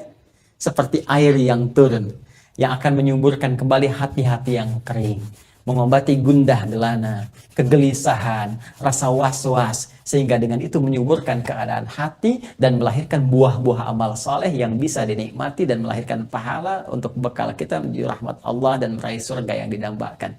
Ya, itu poinnya. Jadi kalau orang Arab dulu mencari air untuk kebutuhan fisik, maka di bulan Sya'ban Nabi memberikan petunjuk cari bekal. Cari air-air wahyu. Itu ibaratnya, kata kiasannya. Ya, cari petunjuk-petunjuk wahyu. Cari, penguat dahaga. Pelepas segala hal yang kurang. Supaya engkau segar lagi saat masuk Ramadan. Ya, seperti orang Arab sudah punya bekal ketika masuk Ramadan, mereka segar. Sudah punya minuman, sudah punya segalanya. Dengan minuman itu bisa beraktivitas. Walaupun panas, walaupun terik, sudah segar, sudah kuat. Ya, bahkan nanti terjadi di era Islam, Masya Allah, Perang Badar, Ramadan, Fathu Makkah, Ramadan, kan? Dan sebagainya. Jadi, terkait dengan keadaan ini, teman-teman sekalian, maka diberikan isyarat dalam konteks penamaan ini bahwa kenapa dipertahankan nama Sya'ban, seakan-akan Nabi memberikan satu isyarat kepada kita semua. Sahabat-sahabat meneruskan kepada kita semua. Nanti kita akan lihat kenapa saya sebut Nabi, kita akan turunkan nanti riwayat-riwayatnya. Bahwa sebelum sampai ke Ramadan, cepat cari bekal. Cari bekal yang bisa menguatkan roh kita, yang memberikan tenaga kepada kita, kekuatan spiritual, sehingga ketika sampai kepada Ramadan, kita bisa semangat untuk beraktivitas, seperti orang-orang dulu bisa beraktivitas. Orang jahiliyah aja semangat beraktivitas. Kenapa kita yang sudah lewat dari jahiliyah menjadi lemah, menjadi banyak tidur, ya kan? Menjadi banyak lemasnya, jadi jarang beraktivitas, sementara orang-orang dulu membangun kekuatan yang sangat luar biasa di Ramadan. Mereka bisa manfaatkan siang dan malamnya. Ada yang khatam Quran sehari sekali, ada yang sehari 2 kali. Ada yang Masya Allah malamnya hidup luar biasa, siangnya beraktivitas luar biasa. Jadi jangan sampai nanti ada alasan, bahkan menggunakan hadis palsu. Ya, siyamus shaimi ibadatun, tidurnya orang puasa adalah ibadah. Itu hadis palsu, cepi. Itu hadis palsu. Jangan sampai ke kantor carinya musola gitu kan. Ya, musola. Habis kerja ke musola gitu kan. Saat kerja ke musola, tidur lagi, tidur lagi. Nah, itu kan ya, pulang ke rumah tidur lagi, cuma nunggu. Ya kan yang paling menarik gini, habis sahur lihat kapan buka, habis buka kapan sahur. Jadi apa manfaat yang bisa diraih? Karena itu orang-orang yang tidak punya persiapan sejak bulan Sya'ban, maka umumnya dia akan merasakan hal yang berbeda saat masuk Ramadan. Ya, seperti orang lemas tidak punya air, maka lemas pula dia saat puasa karena tidak punya gairah untuk meningkatkan ibadah. Itulah kenapa dinamakan dengan apa? Sya'ban. Ya. Ya, sekarang kita bergeser lebih dalam lagi ke pemaknaan syariat dengan naungan Al-Quran dan hadis-hadis Rasulullah SAW. Baik. Paham ya? InsyaAllah paham ya? Baik. Bismillah. Nah, jadi saya mencoba untuk menampilkan dulu akar pemahamannya sehingga mengerti gitu. Saya tidak menginginkan Anda menghafal, tapi menginginkan kita memahami. Oh, ini maksudnya begini. Jadi ketika kita masuk ke bulan Sya'ban, mengerti, oh kenapa dinamakan dengan Sya'ban, maka ini harus saya lakukan. Ini panduannya. Karena di Islam tuh gini, di Islam tuh mustahil dan tidak mungkin, sangat tidak mungkin. Ya, ada satu nama pun dalam konteks syariat yang tidak mengandung makna. Itu mustahil. Semua kata punya makna. Ya, saya gini lah ya. Kadang kita mesti merenung ya. Apa yang kita kerjakan pun bahkan setiap hari, jangan-jangan belum dipahami. Coba, Anda, saya, kita sholat kan? Sholat ya, sehari 5 waktu. Waktunya kita paham. Subuh, zuhur, asar, maghrib, isya. Saya tanya aja pada Anda, kenapa disebut dengan zuhur? Kenapa disebut asar? Kenapa disebut maghrib? Kenapa disebut isya? Pernah nggak satu kali kita meluangkan waktu untuk mengkaji? Oh, sudah zuhur nih. Maksudnya apa? Kenapa namanya zuhur? Itu kalau mengerti kita waktu itu saja, ada getaran yang berbeda kepada jiwa. Akan ada sesuatu yang lain yang terasakan. Seakan-akan hidup kita itu selalu ingin memanfaatkan waktu dengan baik gitu. Ya, ada pacuan yang tidak biasa. Apalagi kalau sudah masuk ke istilah-istilah spesifik ibadah. Ya, takbir, rukuk, sujud, kenapa dinamakan dengan ini, kenapa posisinya begini, kenapa, dan seterusnya itu sangat-sangat luar biasa. Ya, ya kita mulai dengan hadis-hadis Nabi Sallallahu Alaihi Wasallam karena kita tidak pernah berjumpa dengan Nabi secara fisikal, kita kekinian sekarang, bermimpi pun belum tentu, maka kita harus melacak. Ya, transmisi riwayat-riwayat yang tersambungkan kepada Nabi Sallallahu Alaihi Wasallam, dan itulah istimewanya dalam Islam. Jadi semua ilmu dalam Islam itu tersambungkan sisi keilmuannya dalam istilah keislaman itu sanad namanya, ada transmisinya, ada jalur periwayatannya, dan itu menarik. Itulah keunggulan dalam Islam yang menunjukkan kebenaran pula, kebenaran risalah. Jadi terkoreksi kalau ada yang keliru, terkoreksi karena terus turun-temurun terwariskan dan generasi nggak terputus. Ya, disebut dengan sanad, ya, silsilah periwayatan sampai ke puncak sumber yang primernya. Nah, karena kita nggak berjumpa dengan Rasulullah SAW, maka kita harus melacak sumber-sumber ini sampai menuju ke Nabi SAW. Nah, yang paling punya peran besar untuk menyampaikan itu kepada kita adalah para imam-imam ahli hadis, ya, yang mereka mengumpulkan kitab-kitab riwayat dari turun-temurun, dari mereka dapat dari siapa, gurunya dari siapa lagi, dan itu sangat luar biasa akurat dan otentisitasnya dipertanggungjawabkan karena nyambung semua dan bisa dilacak bahkan dalam aspek sejarah. Dan paling menarik, para ulama kita selain punya kitab-kitab sanad, kutub itu kitab-kitab, jamak dari kata kitab, ya, kutub, ya, punya buku-buku sanad yang transmisi riwayat itu, ada sejarah lagi yang membuktikan bahkan ke orang-orangnya. Ini si fulan ini siapa, kebiasaannya apa, dan sebagainya. Nanti kita akan tunjukkan saat masuk dengan izin Allah, ya. Kalau nanti ada kajian tentang ilmu hadis, saya akan tunjukkan beberapa referensi, kita belajar dengan metode cepat untuk memahami. Nanti kalau ada waktu, kita belajar insya Allah, ya. Misalnya kalau mendengar, ada rumus cepat nih. Dengar hadis begini saja, oh ini pasti palsu. Palsu ini. Oh ini cacat nih. Ya kan? Oh ini begini, nanti ada rumusnya. Al-Imam Ibnul Qayyim Al-Jauziyah punya kitab Al-Manarul Munif Fis Sahih Wad Da'if. Ya, Al-Manarul Munif Fis Sahih Wad Da'if. Ya, mercusuar. Ya, kalau di pantai itu ada satu pancaran cahaya lampu itu, ya, untuk nyorotin ke kapal itu, yaitu manar. Ya, al-manar. Kalau tinggi disebut manarah. Ya, al-manar al-munif, pancaran cahaya yang terang, yang jelas, ya, Fis Sahih Wad Da'if. Untuk menunjukkan ini sahih, ini dhaif. Jadi kalau kita dengar itu seakan-akan ada cahaya, ini sahih, ini dhaif. Itu ada rumusnya. Nanti kita belajar, ya. Ya. Sekarang kita lacak dulu beberapa referensi. Pertama, yang diriwayatkan oleh sahabat Usama bin Zaid. Usama bin Zaid. Itu referensinya di dalam Musnad Imam Ahmad. Musnad Imam Ahmad. Mohon izin saya menyampaikan berdasar tema kita, ya, secara tematik urutannya. Nanti Musnad yang kelima 201 ini rawinya. Kemudian ada juga nanti Sunan An-Nasa'i. Nih, Musnad yang keempat, jilid yang keempat juga sama, namanya 201. Kemudian setelah itu kita turunkan sejak di sini kitab sahih, ya. Ini saya dahulukan yang ini, ya. Ini lebih menunjuk kepada urutan tema kita. Sahih Al-Bukhari, kita ambil yang dua referensi saja yang paling kuat. Al-Bukhari nomor hadis 1969, ya. Kemudian riwayat Imam Muslim, Sahih Muslim, ya. Imam Muslim nomor hadis 1156. Ya. Ya. Rawinya Sayyidah Aisyah radhiyallahu taala anha. Ini rawinya. Ya, rawiyah Sayyidah Aisyah. Ini Sayyidah, ya. Sayyidah Aisyah. Aisyah radhiyallahu taala anha. Baik. Ya, kita mulai yang ini dulu ya, teman-teman sekalian. Baik. Nabi sallallahu alaihi wasallam itu saat masuk bulan Sya'ban punya kebiasaan meningkatkan amalan beliau. Ya tadi, cari bekal tadi. Ya, cari bekal sebelum tibanya Ramadan. Beliau juga mencontohkan langsung kepada kita. Ya, bagaimana beliau meningkatkan amalannya.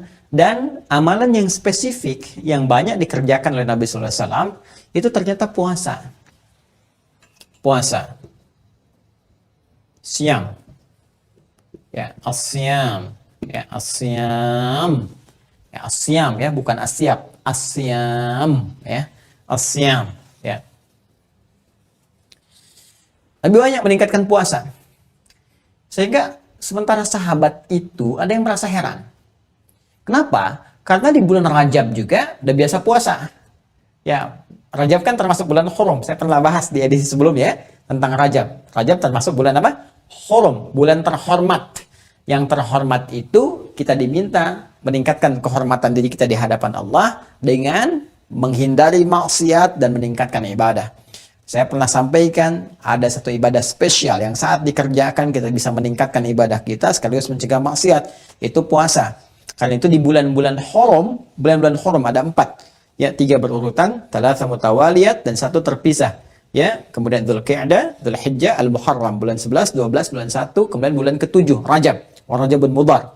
Ya, ma baina Jumada wa Sya'ban. Baik, itu biasa puasa. Nah, kemudian Ramadan juga iya, puasa sudah pasti karena ada kewajibannya dengan turunnya Al-Baqarah ayat 183 gitu kan. Nah, sementara di Sya'ban, Nabi SAW puasa juga. Bahkan menariknya lebih banyak dibandingkan dengan bulan Rajab.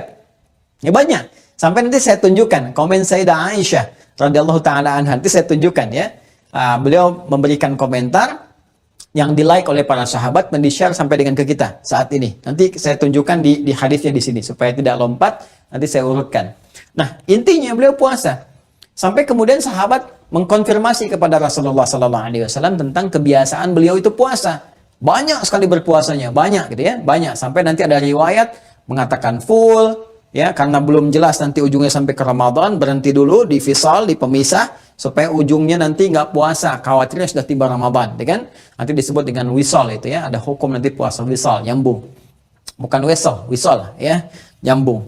Nah, ada lagi yang kemudian teman-teman sekalian menyebutkan banyak ya, banyak ini, banyak ukuran banyak ini nggak penuh tapi banyak gitu. Intinya Nabi banyak menunaikan puasa di bulan Sya'ban. Ketika dikonfirmasi khususnya nanti riwayat disampaikan oleh sahabat Usamah bin Zaid, nah Nabi menjawab apa? Ya, dzalika syahrun. Ya, dzalika syahrun. Dzalika syahrun yaghfulu. Ya, yaghfulu an-nasu anhu. Kan? Dzalika syahrun yaghfulu an-nasu anhu. Bima ma'na baina Rajab wa Ramadan. Fokus. Kata Nabi, dzalika syahrun, bulan Sya'ban itu yang kalian banyak tanya kenapa aku puasa, kenapa aku meningkatkan ibadah. Dzalika syahrun, itu bulan, ya, bulan itu. Biasanya kalau menunjukkan dzalika ini pakai dzalika, itu dalam bahasa Arab gini. Kita ingin menunjuk aspek ada 2. Kalau ingin langsung real, itu menunjuk sesuatu yang jauh. Jauh. Unzur ila dzalikal masjid. Lihat ke masjid itu tuh, ya. Jauh. Kalau dekat, hadza ini. Ya. La ana urid hadzal masjid faqat. Tidak, saya pengen masjid yang ini saja. Gitu kan? Hadza. Tapi ada juga kita gunakan kiasan majaz untuk menunjuk satu hal yang istimewa, agung. Ya, untuk menunjuk bahwa ini sesuatu yang jauh dari apa yang kau bayangkan, tidak sama dengan apa yang kau pikirkan, istimewa. Ya, maknanya ini, ya, tapi menunjuk sesuatu yang istimewa. Ya, seperti contohnya apa? Al-Baqarah ayat kedua. Dzalikal kitabu la raiba fi hudal lil muttaqin. Kalau Anda cek di terjemahan, itu artinya kitab ini, Al-Quran ini, Kok bisa dzalika diartikan ini di situ? Ya. Padahal dzalika itu kan dalam konteks bahasa yang standar gitu kan. Kenapa diartikannya ini tapi menggunakan dzalika, diksinya kalimatnya itu ingin mengungkapkan sesuatu yang agung. Karena asalnya begini, kalau kita bedah itu dzalika itu dza lam dengan kaf. Dza-nya dari hadza, kan? Kalau kita ingin ambil konteks yang majasnya ya, yang menunjuk sesuatu yang agung ya. Dza-nya ke hadza, lamnya lamul bu'di, lamul bu'di. Ini agak dalam ngajinya sedikit ya. Kafnya kaful khitab. Kaful khitab menunjuk kepada yang diajak bicara. Ya, yang dikhitab, diajak bicara.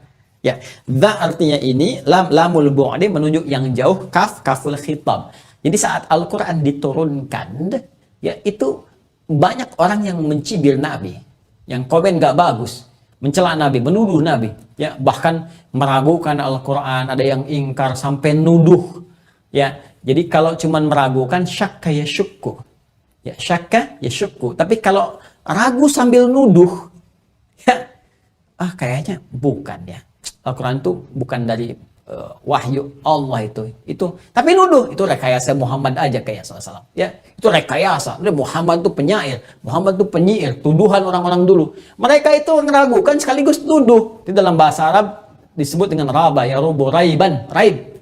Ya makanya ketika mereka mohon maaf mencibir Nabi, mengejek Nabi, menuduh Nabi, turun pembelaan langsung dari Allah Subhanahu wa taala. Hey, dzalikal kitab, kitab ini, Al-Quran ini, ini, ya, jauh sekali, kamu, dari apa yang kau bayangkan, dari apa yang kau fikirkan, dari apa yang kau tuduhkan, ya, dzalikal kitabu la raiba fi. Tidak pantas kamu menuduh Nabi SAW, tidak pantas kamu menuduh Al-Quran, gak ada keraguan di dalamnya, gak seperti yang kamu tuduhkan. Ya, kamu nuduh tapi nggak punya bukti.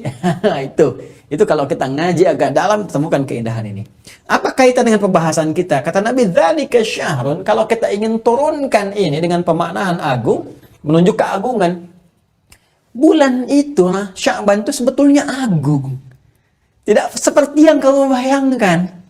Ya, tidak seperti yang kamu gambarkan, bukan cuma Rajab saja. Yang sebelumnya kamu puasa, menjaga kehormatan. Sya'ban juga punya keistimewaan. Gitu cara memahaminya. Ya, tidak seperti yang kamu bayangkan saat ini. Tidak seperti yang kamu pikirkan. Sya'ban pun punya keistimewaan. Yang sangat istimewa. Seperti Rajab punya keistimewaan. Seperti Ramadan lebih istimewa lagi. Ya kan? Nah, maka kata Nabi langsung diteruskan. Yaghfulun nasu anhu. Karena itu banyak orang nggak sadar. Ya, ghaflah itu lalai, yang nggak sadar, ya nggak sadar. Banyak orang nggak sadar bahwa itu tuh punya keistimewaan kata Nabi, ya. Nah, maka pertama Nabi menunjukkan Sya'ban itu yang mana letaknya supaya nggak salah. Ya kalau orang-orang dulu sudah mengerti pasti letaknya di situ, kan? Tapi bagi kita sekarang kan mencari, coba anak-anak sekarang, ya tanya aja sekarang.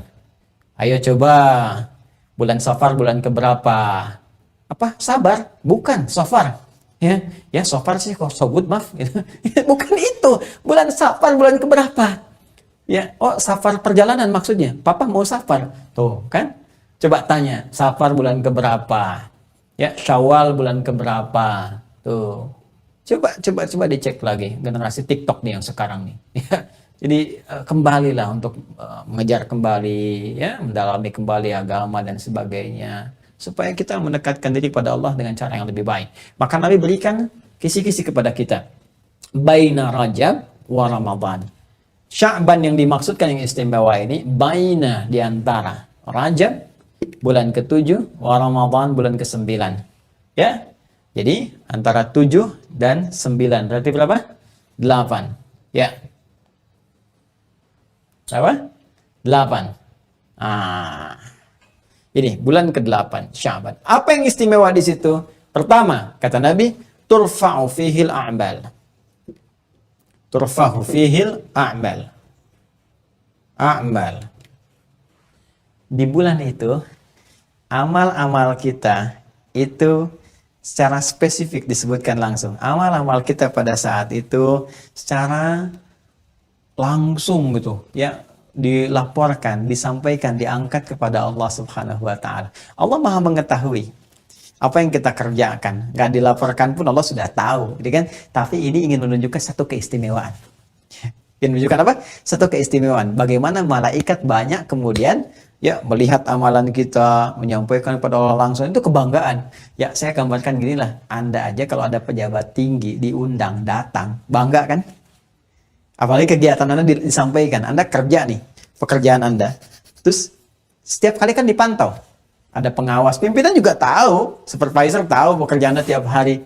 Tapi kalau disampaikan begini, hey, khusus bulan Maret nanti, itu semua pengawas akan melaporkan pekerjaan Anda di bulan itu kepada saya, kata pimpinan. Ya kan? Bukankah pada saat itu Anda akan sungguh-sungguh? Walaupun setiap hari dipantau, kerjaan Anda kan dipantau. Ya, masuk kantor ada fingerprintnya, ya kan? Dipantau. Pantauan bagaimana penyesuaian dengan hak dan kewajiban, jangan sampai kewajiban sedikit, hak pengen banyak, kan lihat ada absensi dan sebagainya, itu dipantau. Tapi kalau pimpinan mengatakan, ya spesial untuk bulan Maret misalnya, semua nanti pekerjaan akan dilaporkan langsung kepada saya, ya. Padahal tiap hari juga tahu dan dilaporkan, tapi Anda menyampaikan itu untuk menunjukkan satu keistimewaan. Berarti ada yang spesial di bulan itu nih. Ada sesuatu, maka Anda banyak bersungguh-sungguh, ya kan? Ini dunia pekerjaan saja, Anda merespon dengan luar biasa. Padahal apa yang didapatkan belum tentu dinikmati. Gajian tiba-tiba meninggal. Bisa terjadi. Sekarang, jika dunia saja begitu demikian Anda kejarnya, kenapa untuk sang pemilik dunia yang menyampaikan langsung kepada Anda lewat Rasul yang paling dicintai, Anda tidak begitu semangat? Kenapa? Untuk dunia yang sementara, begitu Anda kejar. Tapi perintah sang pemilik dunia yang langsung menginfokan kepada kita lewat Rasulnya Sallallahu Alaihi Wasallam yang paling mulia. Bahwa spesial di bulan Sya'ban itu, di bulan. Jadi ada harian, amalan kita ditatap langsung oleh Allah, gitu kan? Ada bulanan. Bagaimana diinfokan kepada kita, malaikat itu berlomba-lomba menyampaikan catatan amal kita kepada Allah. Dan itu kebahagiaan bagi malaikat. Ya, kapan lagi langsung melaporkan langsung kepada Allah? Nggak semua malaikat bisa langsung menghadap kepada Allah Subhanahu wa taala. Ya. Nah, di saat itu, ini kalau informasi Rasulullah SAW itu sudah pasti valid, ya. Dan ini mohon maaf, ini bahasan spiritual ya. Bahasan agama gitu. Ya, ditangkapnya pakai iman. Nggak pakai akal. Jadi akal kita itu jangan dipaksakan untuk menangkap bahasan-bahasan iman. Nggak akan nyambung. Semua yang melekat pada manusia sifatnya terbatas.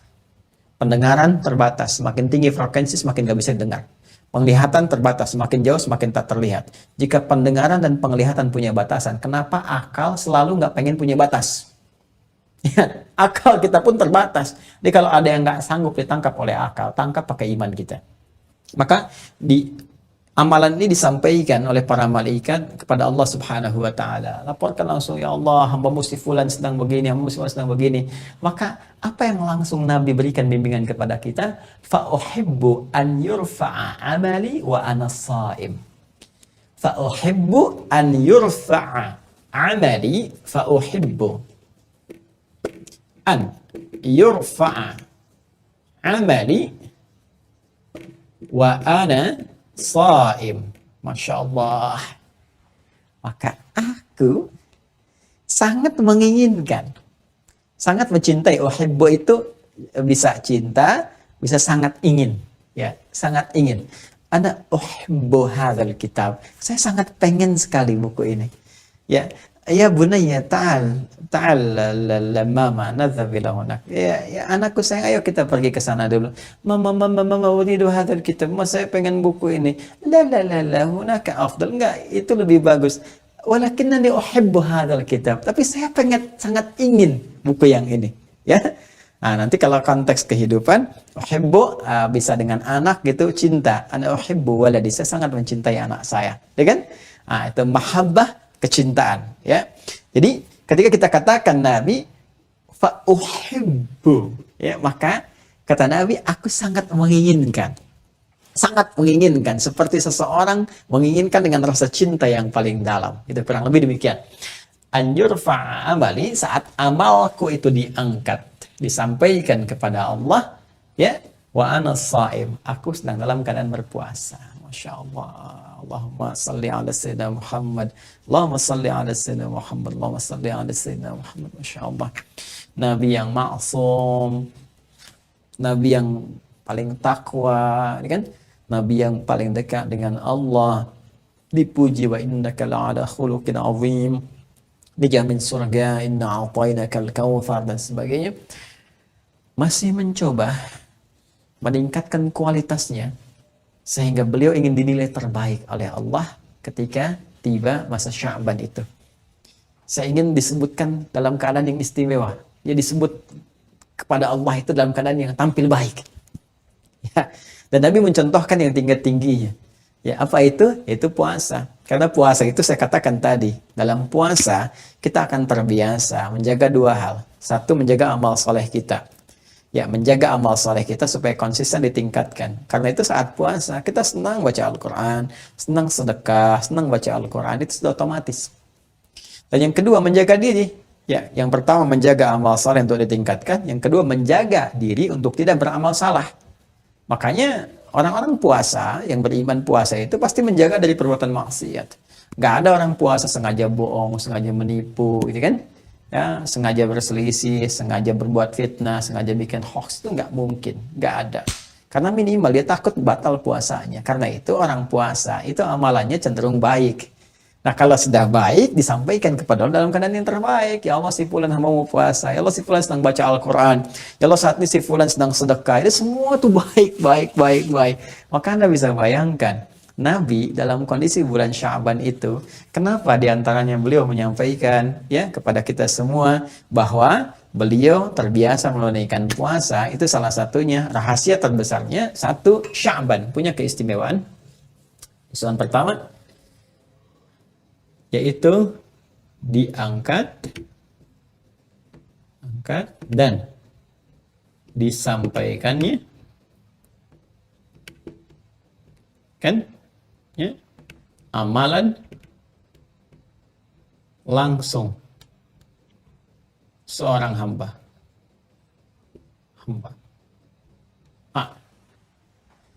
Jadi kalau biasanya kan hari-hari biasa dicatat, malaikat catat kan, raqib, atid, ya. Hadza ma ladayya atid, ya. Itu inilah ada yang nyatet nih. Ya, ada raqib, ada atid, kan? Itu catat di surat Qaf itu kan disebutkan teman-teman sekalian.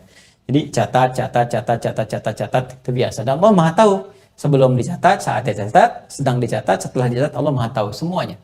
Ya, tapi yang istimewa Sya'ban itu catat, laporkan langsung, sampaikan dan Allah Maha tahu yang dilaporkan. Tapi malaikat merasakan kebahagiaan ketika menyampaikan itu.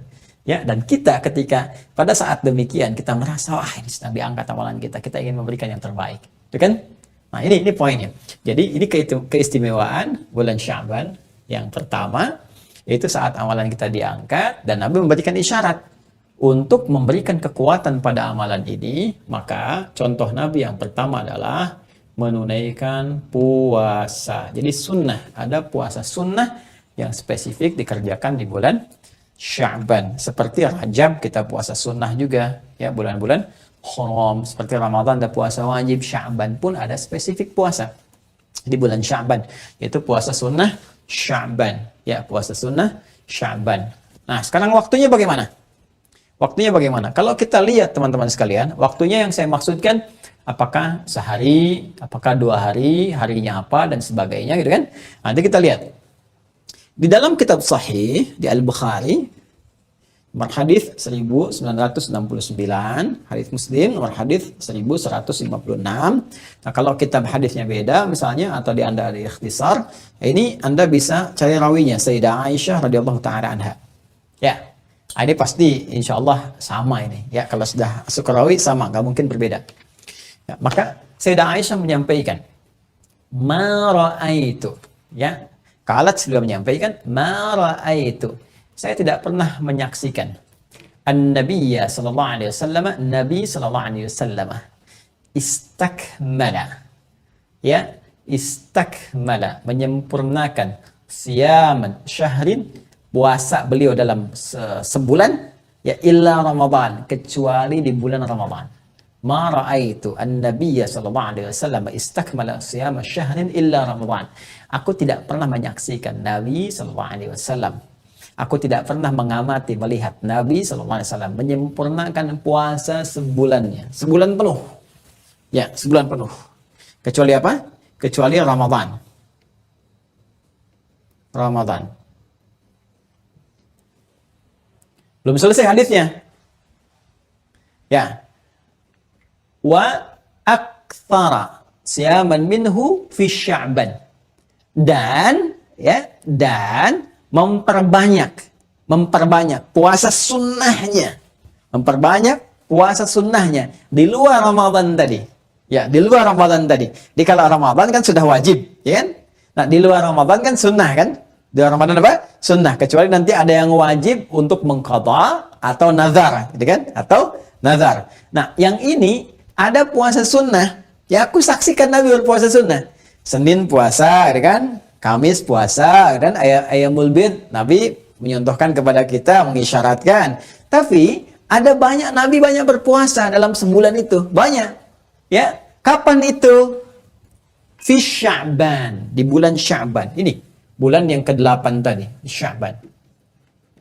Jadi tidak pernah aku menyaksikan Nabi sallallahu alaihi wasallam menyempurnakan puasa sebulan penuh, ya, kecuali di bulan Ramadan yang wajib tadi, dan memperbanyak puasa sunnahnya di bulan apa? Sya'ban. Bahkan ada riwayat menyebutkan, teman-teman sekalian, bahwa kadang Nabi penuh puasa Sya'ban. Ada riwayat menyebutkan demikian. Ada riwayat menyebutkan ya memperbanyak. Jadi ada pernah sekali disebutkan penuh. Ya, jadi kalau Sya'ban ya misalnya 29 hari, 30 hari, gitu kan? Tapi Nabi pun menegaskan nanti ada hukum puasa wisal yang menyambung. Jadi khawatir karena dulu belum diketahui, nggak seperti kita sekarang. Ya, untuk ru'yat canggih, ada teleskop, ada macam-macam dan sebagainya. Bahkan falaknya udah makin canggih, udah ketahuan sekarang hitungan falaknya bahwa nanti secara astronomis ini nanti ketinggian hilal sekian, udah di atas 3 derajat nanti, ya, pada saat ijtima konjungsi itu terjadi, nanti ketinggian hilal sudah tinggi di atas 3 derajat, dipastikan itu keesokan harinya udah puasa, nanti 1 Ramadan bersamaan dengan 13 April, ya, insya Allah dengan izin Allah Subhanahu wa Ta'ala itu akan bersamaan. Ya, kemungkinan besar akan sama keseluruhannya. Nanti saya berikan lagi kalau sudah masuk materi itu, termasuk dengan doanya. Nanti kita belajar lagi. Ini masih panjang rangkaiannya, ya, masih panjang. Kembali ke sini. Nah, tapi karena di zaman Nabi itu belum secanggih kita sekarang, maka dikhawatirkan nanti tahu-tahu sudah masuk Ramadan masih puasa Sya'ban, niatnya salah, gitu kan? Karena itu nanti di pembahasan fikih-fikih klasik itu ada, kalau sudah mau masuk mendekati ke akhir Sya'ban jangan puasa lagi. Ya, khawatirnya sudah masuk apa? Ramadan, ada jeda. Nah, karena itu ulama kontemporer sekarang mengatakan, tapi kalau sudah diketahui jedanya, maka boleh, kalaupun mau penuh. Ya, karena ilatnya dulu dilarang gitu, karena dikhawatirkan masuk Ramadan. Tapi kalau Ramadannya diketahui, maka tidak ada masalah di situ. Ya, karena al-hukmu yaduru ma'a illatih. Itu di ilmu ushul fikih. Al-hukmu yaduru ma'a illatih. Hukum itu dalam fikih itu melekat berdasarkan sebabnya, ilat. Jadi kalau sebabnya hilang, sepanjang hukumnya bukan melekat wajib kepada kita, maka bisa hilang. Tapi kalau sudah wajib melekat, maka nggak dipandang ilat. Ya, makan daging babi haram. Ya, jangan ditanya apa ilatnya, kalau itu perintah. Ya, wajib kita untuk meninggalkan. Walaupun Anda mengatakan, karena ini dikaji, ini ada belatungnya, ada ininya, ada joroknya. Jadi kalau babinya sudah nggak jorok sekarang, dikasih makannya yang bersih-bersih, yang menyehatkan, jadi halal. Nggak begitu juga. Ya, jelas paham ya? Nah, tetap mengikat hukumnya. Jadi kembali kepada Sya'ban ke sini, Nabi SAW tercatat dalam sejarah itu memperbanyak puasa di bulan Sya'ban. Yang dilihat esensinya bukan sekedar puasa. Ya, bukan menjaga lapar, menjaga haus, nahan semuanya gitu kan, tapi tidak demikian adanya saja. Nabi lebih memberikan isyarat kepada kita untuk kembali ke makna Sya'ban yang sesungguhnya. Yang tadi secara filosofis adalah mencari bekal-bekal yang terbaik, menyiapkan diri kita dengan mulia, dengan baik, gitu kan? Supaya apa? Supaya siap-siap di bulan yang ke-9.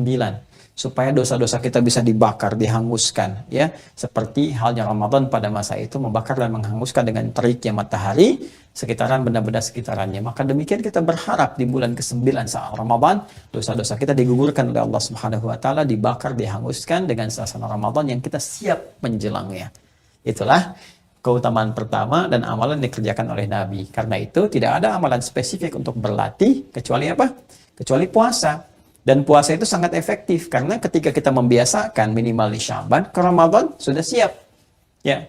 Karena itu saya izin ya untuk mengingatkan. Pertama, bagi teman-teman yang mu'alaf misalnya, ya yang di tahun-tahun ini belum sempat memulai puasa, ya bersiap Ramadan, itu bisa latihan sekarang. Ya, anak-anak kita yang balik nih tahun ini yang belum biasa puasa misalnya, yang belum berlatih, bisa berlatih di bulan Sya'ban. Jadi jangan sampai Ramadan nanti pas jadikan latihan. Nah, sekarang mulai latihan. Yang namanya latihan nggak perlu dipaksakan. Artinya memulai bertahap dulu. Misal nanti saya mulai hari Senin nih, insya Allah, bismillah, Senin mulai. Karena baru pertama puasa, misalnya jam 12, aduh, kok perutnya udah perih ya, nggak bisa ditahan, gitu kan. Nggak apa-apa, buka. Nanti setelah menyesuaikan, besoknya tambah lagi sampai ke asar, gitu kan.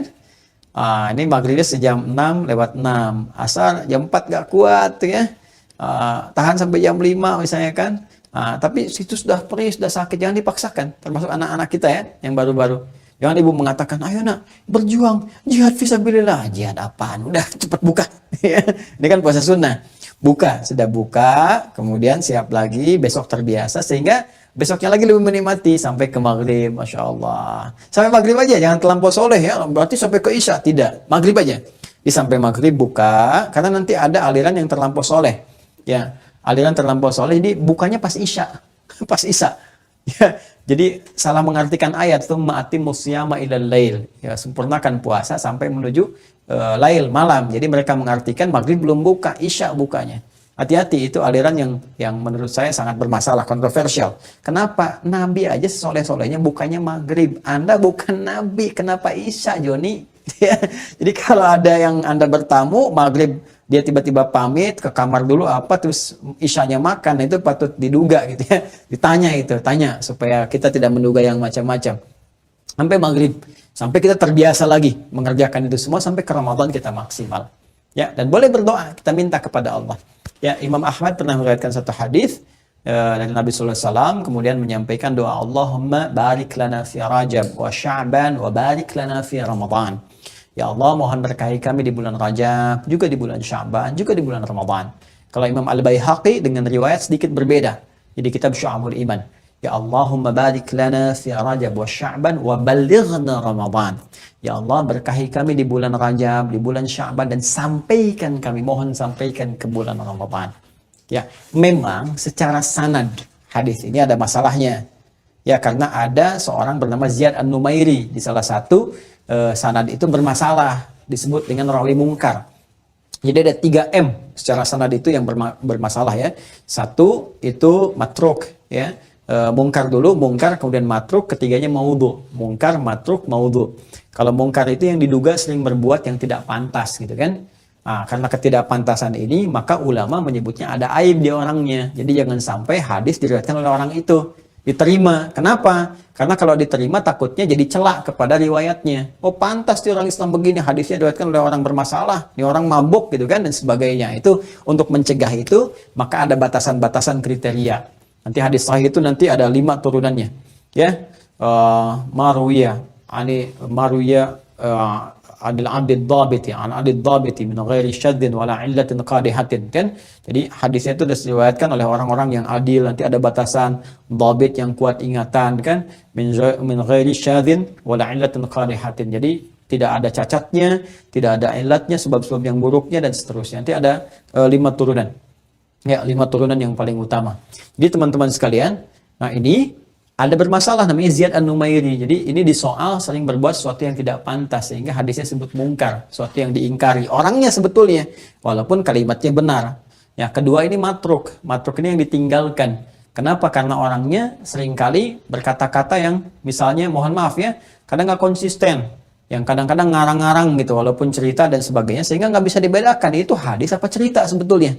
Ya, nah itu yang seperti itu ditinggalkan, matruk. Yang ketiga maudhu. Maudhu itu yang dikarang-karang, memang bukan hadis. Orangnya suka ngarang. Ya, begitu ngarang-ngarang misalnya disebut sebagai hadis, bahkan dipopulerkan. Ya, saya punya buku yang saya tulis itu menyoal hadis populer. Nanti mungkin kita bisa cetak ulang, teman-teman bisa dapatkan. Beberapa yang populer di masyarakat ternyata hadisnya bermasalah. Ya, contoh makan saat lapar berhenti sebelum kenyang. Ternyata bukan hadis loh. Itu kisah. Nah, cuma bagaimana menghukumi doa tadi? Sederhana sebetulnya. Yang bermasalah itu teman-teman sekalian orangnya. Ya, dari jalur sanad. Sedangkan doanya itu gak ada masalah. Matannya gak ada masalah. Baik, gak ada masalah. Jadi sederhana saja. bacaannya itu nggak apa-apa, yang kita tepikan tuh orangnya. Ya, kalaupun kita nggak anggap sebagai hadis, ya anggap sebagai doa saja. Kita tepikan hadisnya kalau dianggap sebagai bagian bermasalah. Ingat, jangan dipotong ya ceramah saya. Yang saya maksudkan menepikan sanad dalam konteks tadi. Sanadnya simpan saja. Toh kita abaikan sanad pun dengan berdoa, isi doanya nggak ada masalah. Saya tanya Anda begini, boleh nggak kalau saya berdoa begini? Ya Allah, anugerahkanlah keberkahan kepada hamba dan keluarga, saudara-saudara hamba ya Allah, kerabat-kerabat hamba di bulan Rajab, di bulan Sya'ban yang saat ini ya Allah. Dan hamba mohon ya Rabb, sampaikan kami semua ke bulan Ramadan ya Allah. Mohon sampaikan ya Allah, berikan kesehatan, kebaikan, kebahagiaan bagi kami. Berkahi kami di bulan Sya'ban ini, sampaikan ke bulan Ramadan. Saya tanya boleh nggak? Anda jawab boleh. Nah, itu bahasa Arabnya. Allahumma barik lana fi Rajab wa Sya'ban wa balighna Ramadan. Itu bahasa Arabnya, Cepi. Nah, itu. Jadi sama aja ketika kita pakai bahasa Arab itu seperti itu. Intinya, Nabi meminta kepada kita saat masuk pertama bulan Sya'ban itu, ya, membiasakan puasa dan memperbanyak doa. Kita berdoa. Ya, jadi maksud saya gini, saya tidak ingin kita berdebat, berdiskusi masalah, oh ini dhaif. Ini Anda belajar ilmu hadis dulu.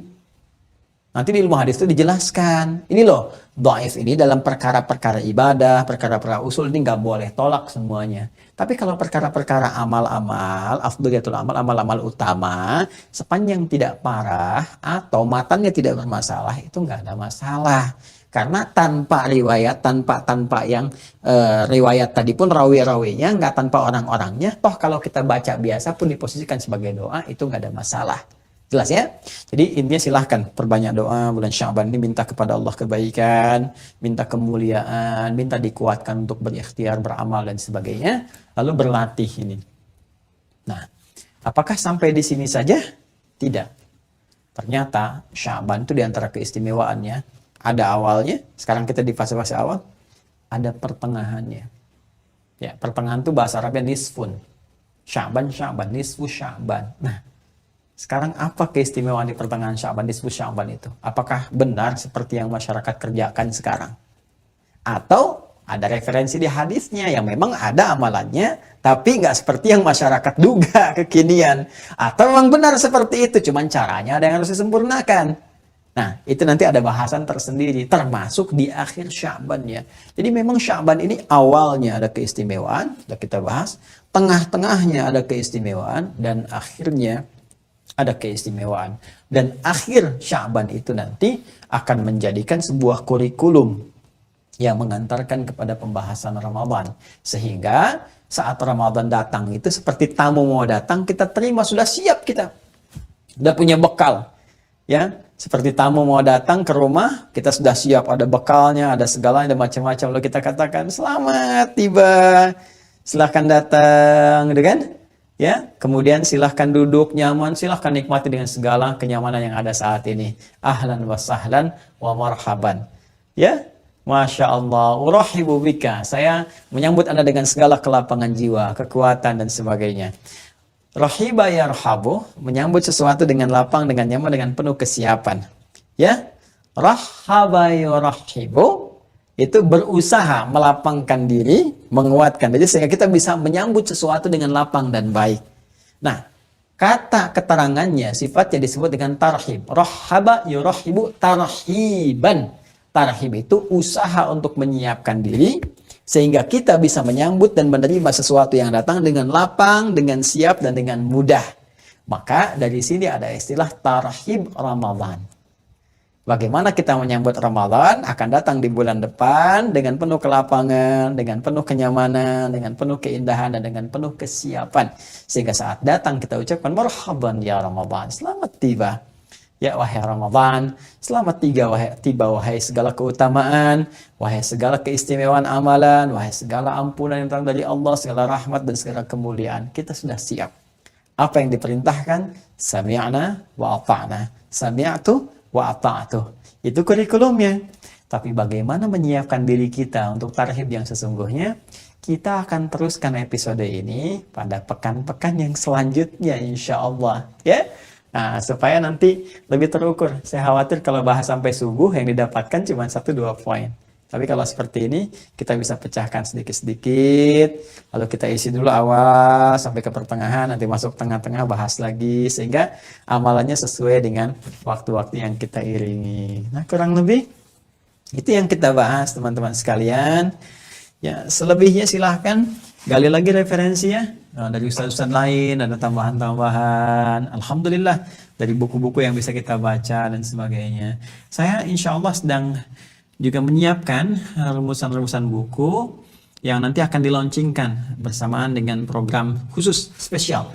Mudah-mudahan Ramadan bisa dimulai. Nanti teman-teman bisa bergabung. Jadi saya siapkan kurikulumnya, bukunya sudah ada juga disiapkan. Nanti mudah-mudahan Ramadan kita bisa full bimbingan ya selama sebulan. Jadi nanti terus ada, tapi saya siapkan sistemnya dulu. Ya, jadi sistem sudah bagus. Sudah siap, saya terbiasa orangnya menyiapkan sesuatu, riset dulu, menyiapkan, nanti baru dipublikasikan sehingga manfaatnya bisa lebih maksimal. Insya Allah ya, tunggu, mudah-mudahan dalam sepekan 2 pekan ini sudah siap. Kemarin juga sebetulnya perangkat sistem untuk elektroniknya, IT-nya sudah siap sebetulnya, ya teman-teman, tapi kadar Allah, kita doakan saudara kita kemarin sempat kena COVID dan kita support juga, alhamdulillah sudah lebih baik, dan kita doakan kawan-kawan supaya semuanya sehat, semuanya baik kan, beraktivitas, beramal dan diridhoi oleh Allah Subhanahu wa taala. Kemudian izin menyampaikan informasi teman-teman sekalian bahwa yang pertama untuk peserta STUAH ya, sekolah terbuka usahakan Al-Qur'an hafal, saya ingin menyampaikan sebuah pesan yang kuat. Teman-teman tingkatkan semangat lagi ya, yang lebih kuat lagi, karena nanti persiapan teman-teman sekarang ini dan khususnya para ahli Quran ya teman-teman semuanya, itu nanti akan dipertaruhkan saat Ramadan, karena nanti Ramadan saya akan berikan dengan izin Allah share ya, mohon izin share kepada teman-teman semua rumus nanti untuk program Mukhayyam ya. Program Mukhayyam itu program karantina terbatas selama Ramadan untuk bisa memaksimalkan hafalan Quran. Mudah-mudahan selama Ramadan hafal 30 juz. Nah, ini kekuatannya sekarang. Jadi jangan putus ya untuk setoran, ya, sistem sudah kita buat ya, kemudian juga sudah ada musyrif, standby musyrif itu ya untuk teman-teman seluruh wilayah Indonesia, bahkan dari luar negeri juga sudah mulai, ini pelan-pelan kita data, dan saya sudah pantau itu, saya pantau. Nanti untuk musyrif juga harus semangat ya, musyrif-musyrifnya nanti insya Allah dalam waktu dekat akan ketemu dengan saya berikan panduan-panduan khusus dan sebagainya, sehingga nanti peserta yang telepon dan seterusnya untuk setoran bisa lebih mudah ya, dan nanti kita akan spesial untuk bimbingan masuk ke Ramadan. Dan bagaimana bagi yang ingin bergabung atau belum ya teman-teman, sederhana kok, ini gratis untuk bergabung ini, yang nggak ada biaya, bahkan teman-teman dikasih buku loh, kasih paket gitu, dan ini nggak bayar ya, nggak bayar. Jadi teman-teman masuk aja ke pendaftaran di ALC ya, At-Taysir Learning Center. Webnya sama, quantumahya.com, nanti ada ALC At-Taysir Learning Center ya, ALC At-Taysir Learning Center. Nanti antum klik di situ, ikuti petunjuknya ya, ikuti petunjuknya. Jadi banyak orang yang tidak mengikuti petunjuk akhirnya salah. Kayak orang mau ujian ya, dia yang mau MPTN ikuti ya, kan di petunjuk soal itu jelas tuh petunjuknya. Jawablah soal berikut dengan baik dan benar. Kenapa Anda jawab salah? Kalau jawab benar kan itu bagus. Anda jawabnya salah karena nggak belajar. Ya makanya belajar dengan baik ya. Sama ini juga ikuti petunjuk. Ya, jadi tidak banyak bertanya lagi. Saya sering kadang ini gimana daftarnya ini sampai ada yang ke sini dan sebagainya. Tapi tolong kita share lagi ya lebih luas. Diikuti, dan teman-teman admin tolong dibantu ya. Jadi kalau ada yang tanya dan sebagainya langsung dijawab, yang DM langsung dijawab ya, tolong ya. Ini nanti teman-teman masuk ke situ daftar, nanti dikirimkan. Nah, kalau sudah masuk wilayah tertentu yang kita bagi, saya bagi itu supaya memudahkan pengiriman, pengambilan, dan meringankan ongkos kirim. Ya, karena kita mencoba untuk bagi ini gratis gitu ya. Jadi ongkos kirim mungkin share lah teman-teman yang kirim ya. Karena itu mushafnya juga kita spesifikasikan. Kalau yang ini kita nggak cetak lagi sementara waktu ini ya, supaya memudahkan. Ini terlalu berat nanti kalau dikirimkan, bebannya nanti kalau kirimnya agak berat.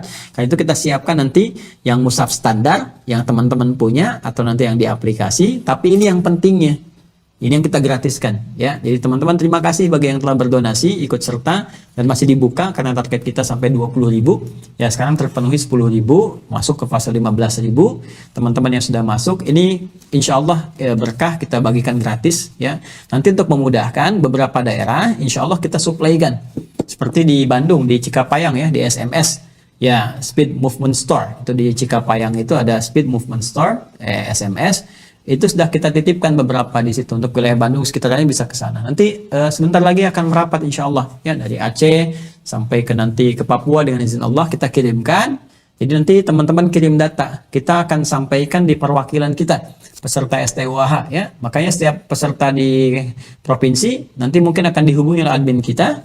Ya, nanti Anda akan jadi perwakilan di sana, siap-siap. Nanti akan dikirimkan wilayah terdekat, nanti kita akan kirimkan sekaligus paket ke provinsi A, provinsi B, provinsi C. Jadi di wilayah itu nggak perlu nanti kalau pesan harus kirim lagi, dan Anda nanti makin lebih ringan karena nggak perlu biaya ongkos kirim, biaya macam-macam, kita sudah ada di sana. Ya, dengan izin Allah Subhanahu wa taala.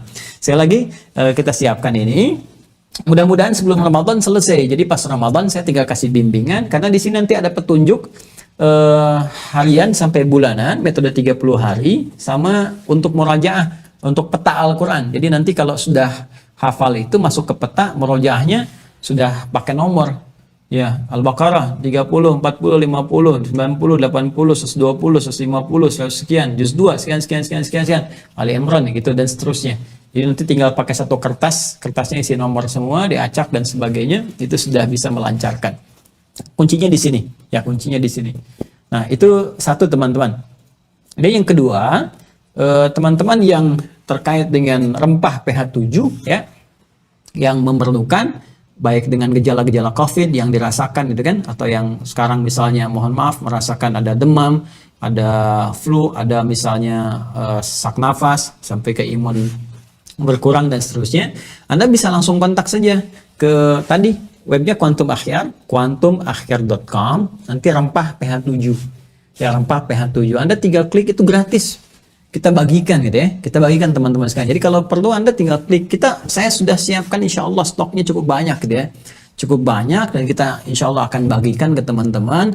Jadi dan itu sekali lagi saya tidak pernah jualan ya, awas nih teman-teman, karena saya masih temukan ada laporan dari Bengkulu, dari Malang, dari macam-macam, ini produknya Ustaz Adi dijual gini-gini. Enggak, saya nggak pernah jualan kustul Hindi.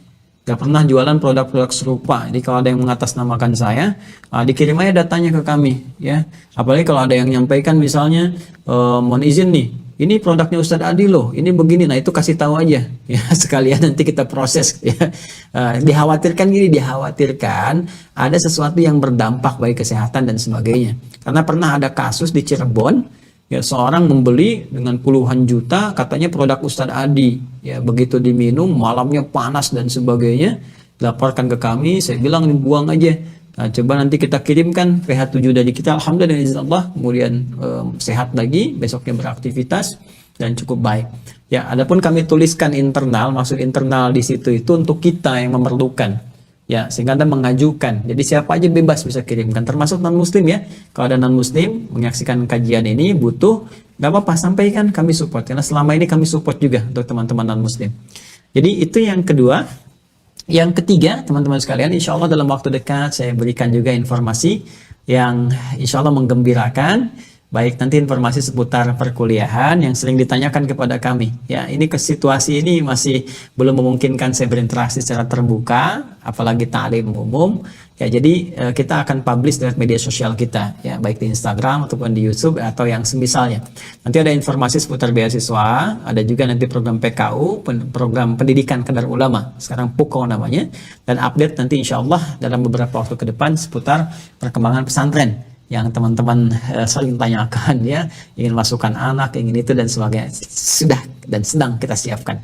Ya, sudah dan sedang kita siapkan semaksimal mungkin untuk kebaikan-kebaikan. Saya kira itu yang bisa saya sampaikan dengan segala kerendahan hati. Memohon maaf kepada teman-teman sekalian. Semoga diberkahi oleh Allah Subhanahu wa taala apa yang kita lakukan, dibimbing oleh Allah Subhanahu wa taala. Saya mohon ampun kepada Allah dari semua dosa.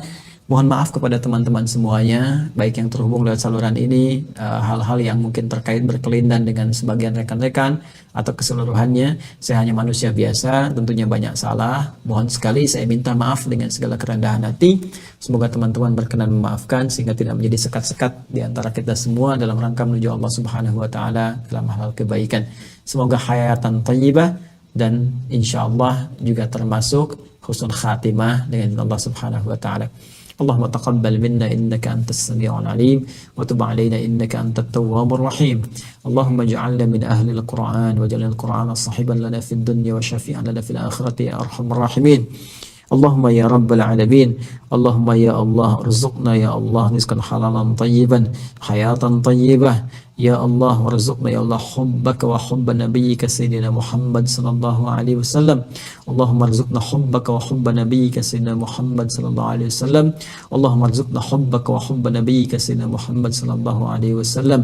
اللهم يا أرحم الراحمين، ربنا آتنا في الدنيا حسنة وفي الآخرة حسنة وقنا عذاب النار بفضلك سبحان ربك رب العزة عما يصفون وسلام على المرسلين.